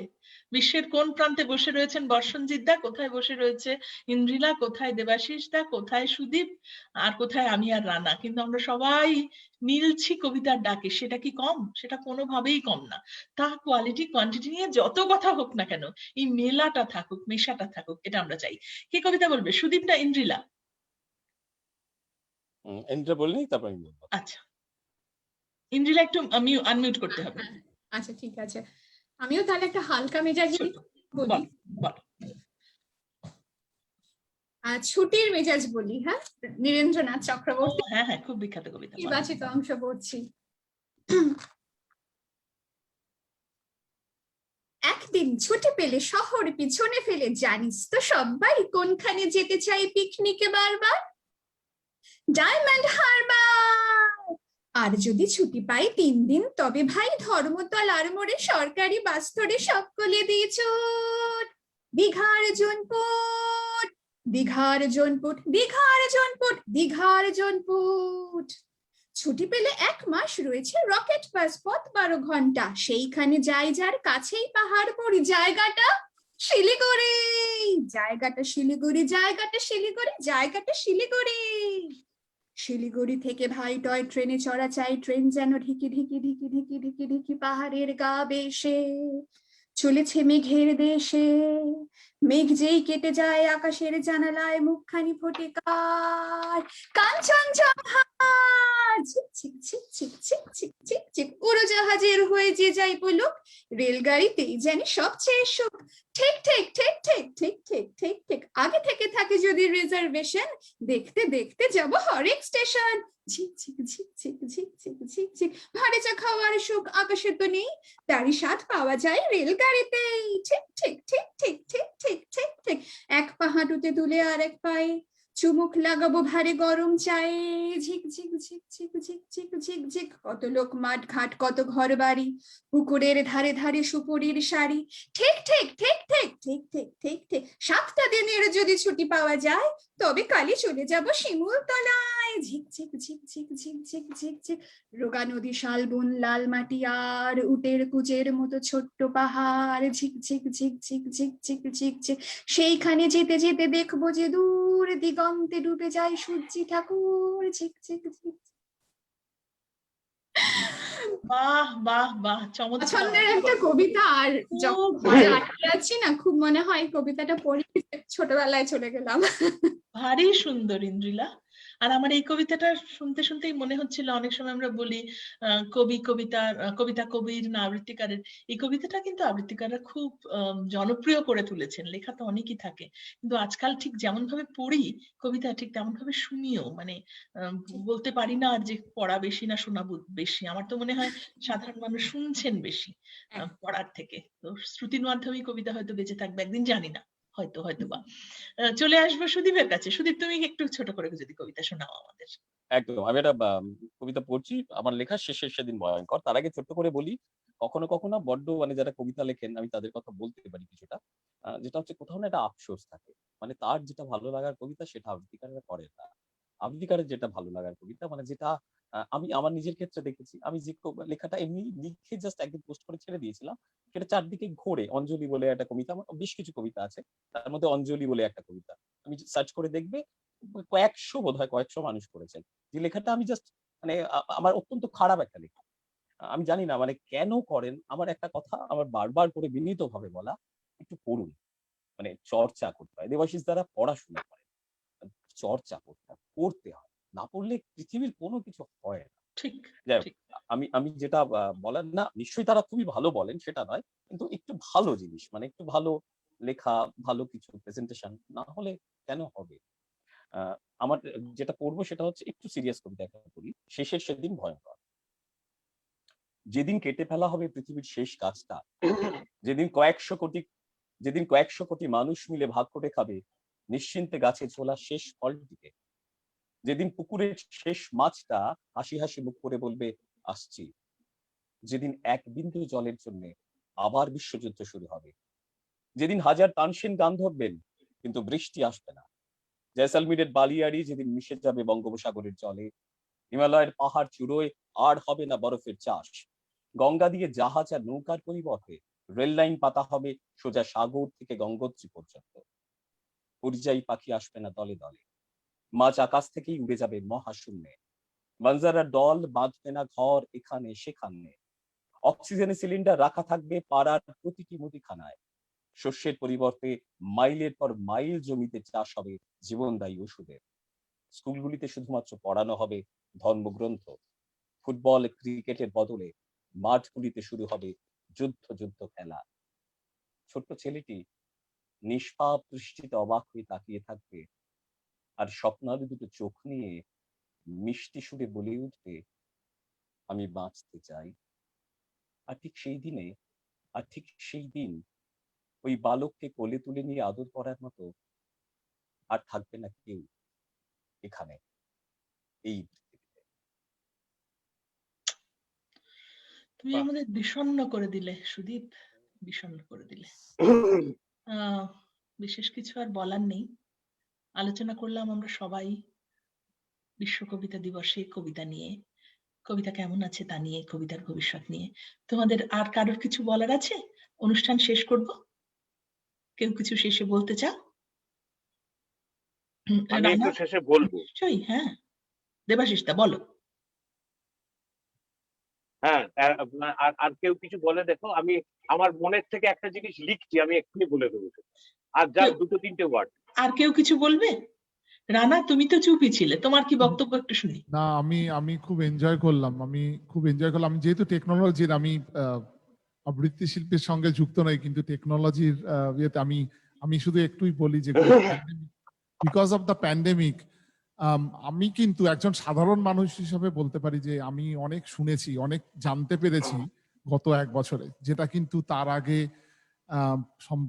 সম্ভব হয়েছিল না। So I take this as blessings. আমার মতন সাধারণ মানুষের কাছে কিন্তু আপনাদের মতন শিল্পী বা যারা লিখছেন বা যারা পড়ছেন তাদের গুলো কিন্তু আমার কাছে এসছে। এবার ভালো খারাপ অবশ্যই সে তো তার একটা তো দিক থেকেই যাবে সব সময়, বাট এইটুকু বলতে পারি বিকজ অফ দিস এই সিচুয়েশনটা না হলে হয়তো আমি এতটা জানতেই পারতাম না, শুনতেও পারতাম না। সো ধন্যবাদ আপনাদেরকে আমাদের সঙ্গে আজকে আসার জন্য, এত মূল্যবান মতামত গুলো দেওয়ার জন্য। চলে যাবো দেবাশিসদার কাছে। হ্যাঁ, ধন্যবাদ তোমাকে সবার আগে, তার কারণ তোমার কারণেই এই প্রেজেন্টেশনটা এত সুন্দর হলো। যাই হোক, রিচা যেটা বললো যে শেষ যদি কিছু বলার থাকে, আমি বলতে চাই, রোজ দিন কবিতার দিন, প্রতিদিন কবিতার দিন। কবিতা শুধু প্রণয় সঙ্গী নয়, বেদনার আশ্রয়, দুঃখের সহন, অন্যায়ের প্রতিবাদ, অন্ধকারের বিবেক। কবিতা শুধু সাদা নয়, কবিতা শুধু কালো নয়, রামধনুর 7 রং, ঝলমলে এক জীবন। ঠিক ঠিক ঠিক ঠিক ঠিক। বাহ, অবশ্যই শুধু সাদা নয়, শুধু কালো নয়, সমস্ত রং নিয়ে কবিতা আমাদের জীবনে বেঁচে থাকুক, আমরাও বেঁচে থাকি কবিতা নিয়ে। ব্যক্তিগতভাবে কবিতা আমার জীবন বা যাপন নয়। একটা জিনিস রিচাদি, একটা জিনিস লক্ষ্য করে দেখবে, নিশ্চয়ই। খুব সিম্বলিক। মানে কবিতা উল্টে গেলে খুব মুশকিল। আমার মনে হয় না কবিতা উল্টে যায়, খাতার পাতা উল্টোতে পারে, কবিতা কখনো আমাদের জীবন থেকে আমি উল্টোবে না। দেবাশিসদার আমি এবং আমি আমাদেরও দেবাশিসদার মোবাইলটা পড়ে যাওয়া দেখে বললাম। হ্যাঁ, কিন্তু হ্যাঁ, মোবাইল কবিতা পড়ে উল্টে যেতে গেলে পারে, উল্টে গেছে। মোবাইল পড়ে যেতে পারে, কবিতা উল্টোয় না, কবিতা থেকে যায়, হয়তো বলা হয় না সবসময়, কিন্তু কবিতা, দেবাশিসদা কবিতা অঙ্গাঙ্গী ভাবে থাকে এবং থাকবে। আমাদের আলোচনা শেষ। আর কেউ যদি কিছু না বলে অনুষ্ঠান এখানেই শেষ করব। আমার ব্যক্তিগতভাবে সকলের কাছে অনুরোধ থাকবে যে আমাদের বেশ কিছু বন্ধু আজ আমাদের সঙ্গে ছিলেন, যদি আপনারা পরে সময় পান, যদি তোমরা পরে সময় পাও, কমেন্ট গুলো একটুখানি দেখে নিও, তাহলে হয়তো আমাদের শ্রোতাদের ভালো লাগবে। সেটা আমি সবসময় শ্রোতাদের কাছে বলি যে সব কমেন্ট রানা হয়তো আজ পড়ে উঠতে পারলো না, কিন্তু আমরা আমাদের অতিথিদের সবসময় অনুরোধ করি যে আপনারা কমেন্ট গুলো একটু পড়বেন সময় করে, তাহলে আমাদের শ্রোতাদের ভালো লাগবে, আমাদেরও ভালো লাগবে। কবিতা দিবসে আরো একবার সকলকে শুভেচ্ছা জানাই। যে কথা বলছিলাম, অনেকেই বলছেন আমার কবিতায় জীবন, কবিতায় যাপন, আমার তা নয়। আমার জীবনের ছোট্ট একটা অংশ কবিতা। আমার জীবনে অনেক কিছু আছে, সংসার আছে, অফিস আছে, ছেলে বড় করা রয়েছে, আরো অনেক কাজ করে থাকি, সেগুলো রয়েছে, কিন্তু আমার জীবনের ছোট্ট একটা অংশ কবিতা, এবং সেই ছোট্ট অংশটুকু আমাকে শান্তিতে রাখে, আমাকে আনন্দে রাখে, আমাকে ভালো রাখে, এবং দিনের শেষে আমি কবিতার কাছে যখন আশ্রয় পাই তখন এক অদ্ভুত প্রশান্তি। এই প্রশান্তিটুকু আমাদের সকলের জীবনে বেঁচে থাক। আলোর দরকার নেই, প্রশান্তি থাকলে আলো আপনা আপনি জ্বলবে। আপনারা সবাই ভালো থাকুন, সুস্থ থাকুন, আনন্দে থাকুন। আজ আটলান্টা আবৃত্তি চর্চার ডাকে সাড়া দিয়ে আমাদের মধ্যে উপস্থিত ছিলেন দেশ থেকে প্রখ্যাত বাচিক শিল্পী দেবাশিস চক্রবর্তী ছিলেন। ওর কি পরিচয় দেবো আমি জানি না, কবি, বাচিক শিল্পী, সমাজসেবী, ইন্টেরিয়র ডিজাইনার সুদীপ ভট্টাচার্য ছিলেন, বৈজ্ঞানিক, বিশিষ্ট পণ্ডিত মানুষ কবি বসনজিৎ মজুমদার ছিলেন, সংগঠক আবৃত্তি শিল্পী ইংল্যান্ড থেকে ইন্দ্রিলা ঘোষাল, আমার সঙ্গে কারিগরি সহায়তা এবং কমেন্ট করে আমাকে সাহায্য করেছে রানা, ব্যাসদেব সাহা। সকলের কাছে আটলান্টা আবৃত্তি চর্চার পক্ষ থেকে আপনাদের সকলকে অনেক ধন্যবাদ, অভিনন্দন আজকের অনুষ্ঠানে থাকার জন্য। আপনাদের সকলের জন্য আমাদের আজকের বিশ্ব কবিতা দিবস বাংময় হয়ে রইল আমাদের কাছে।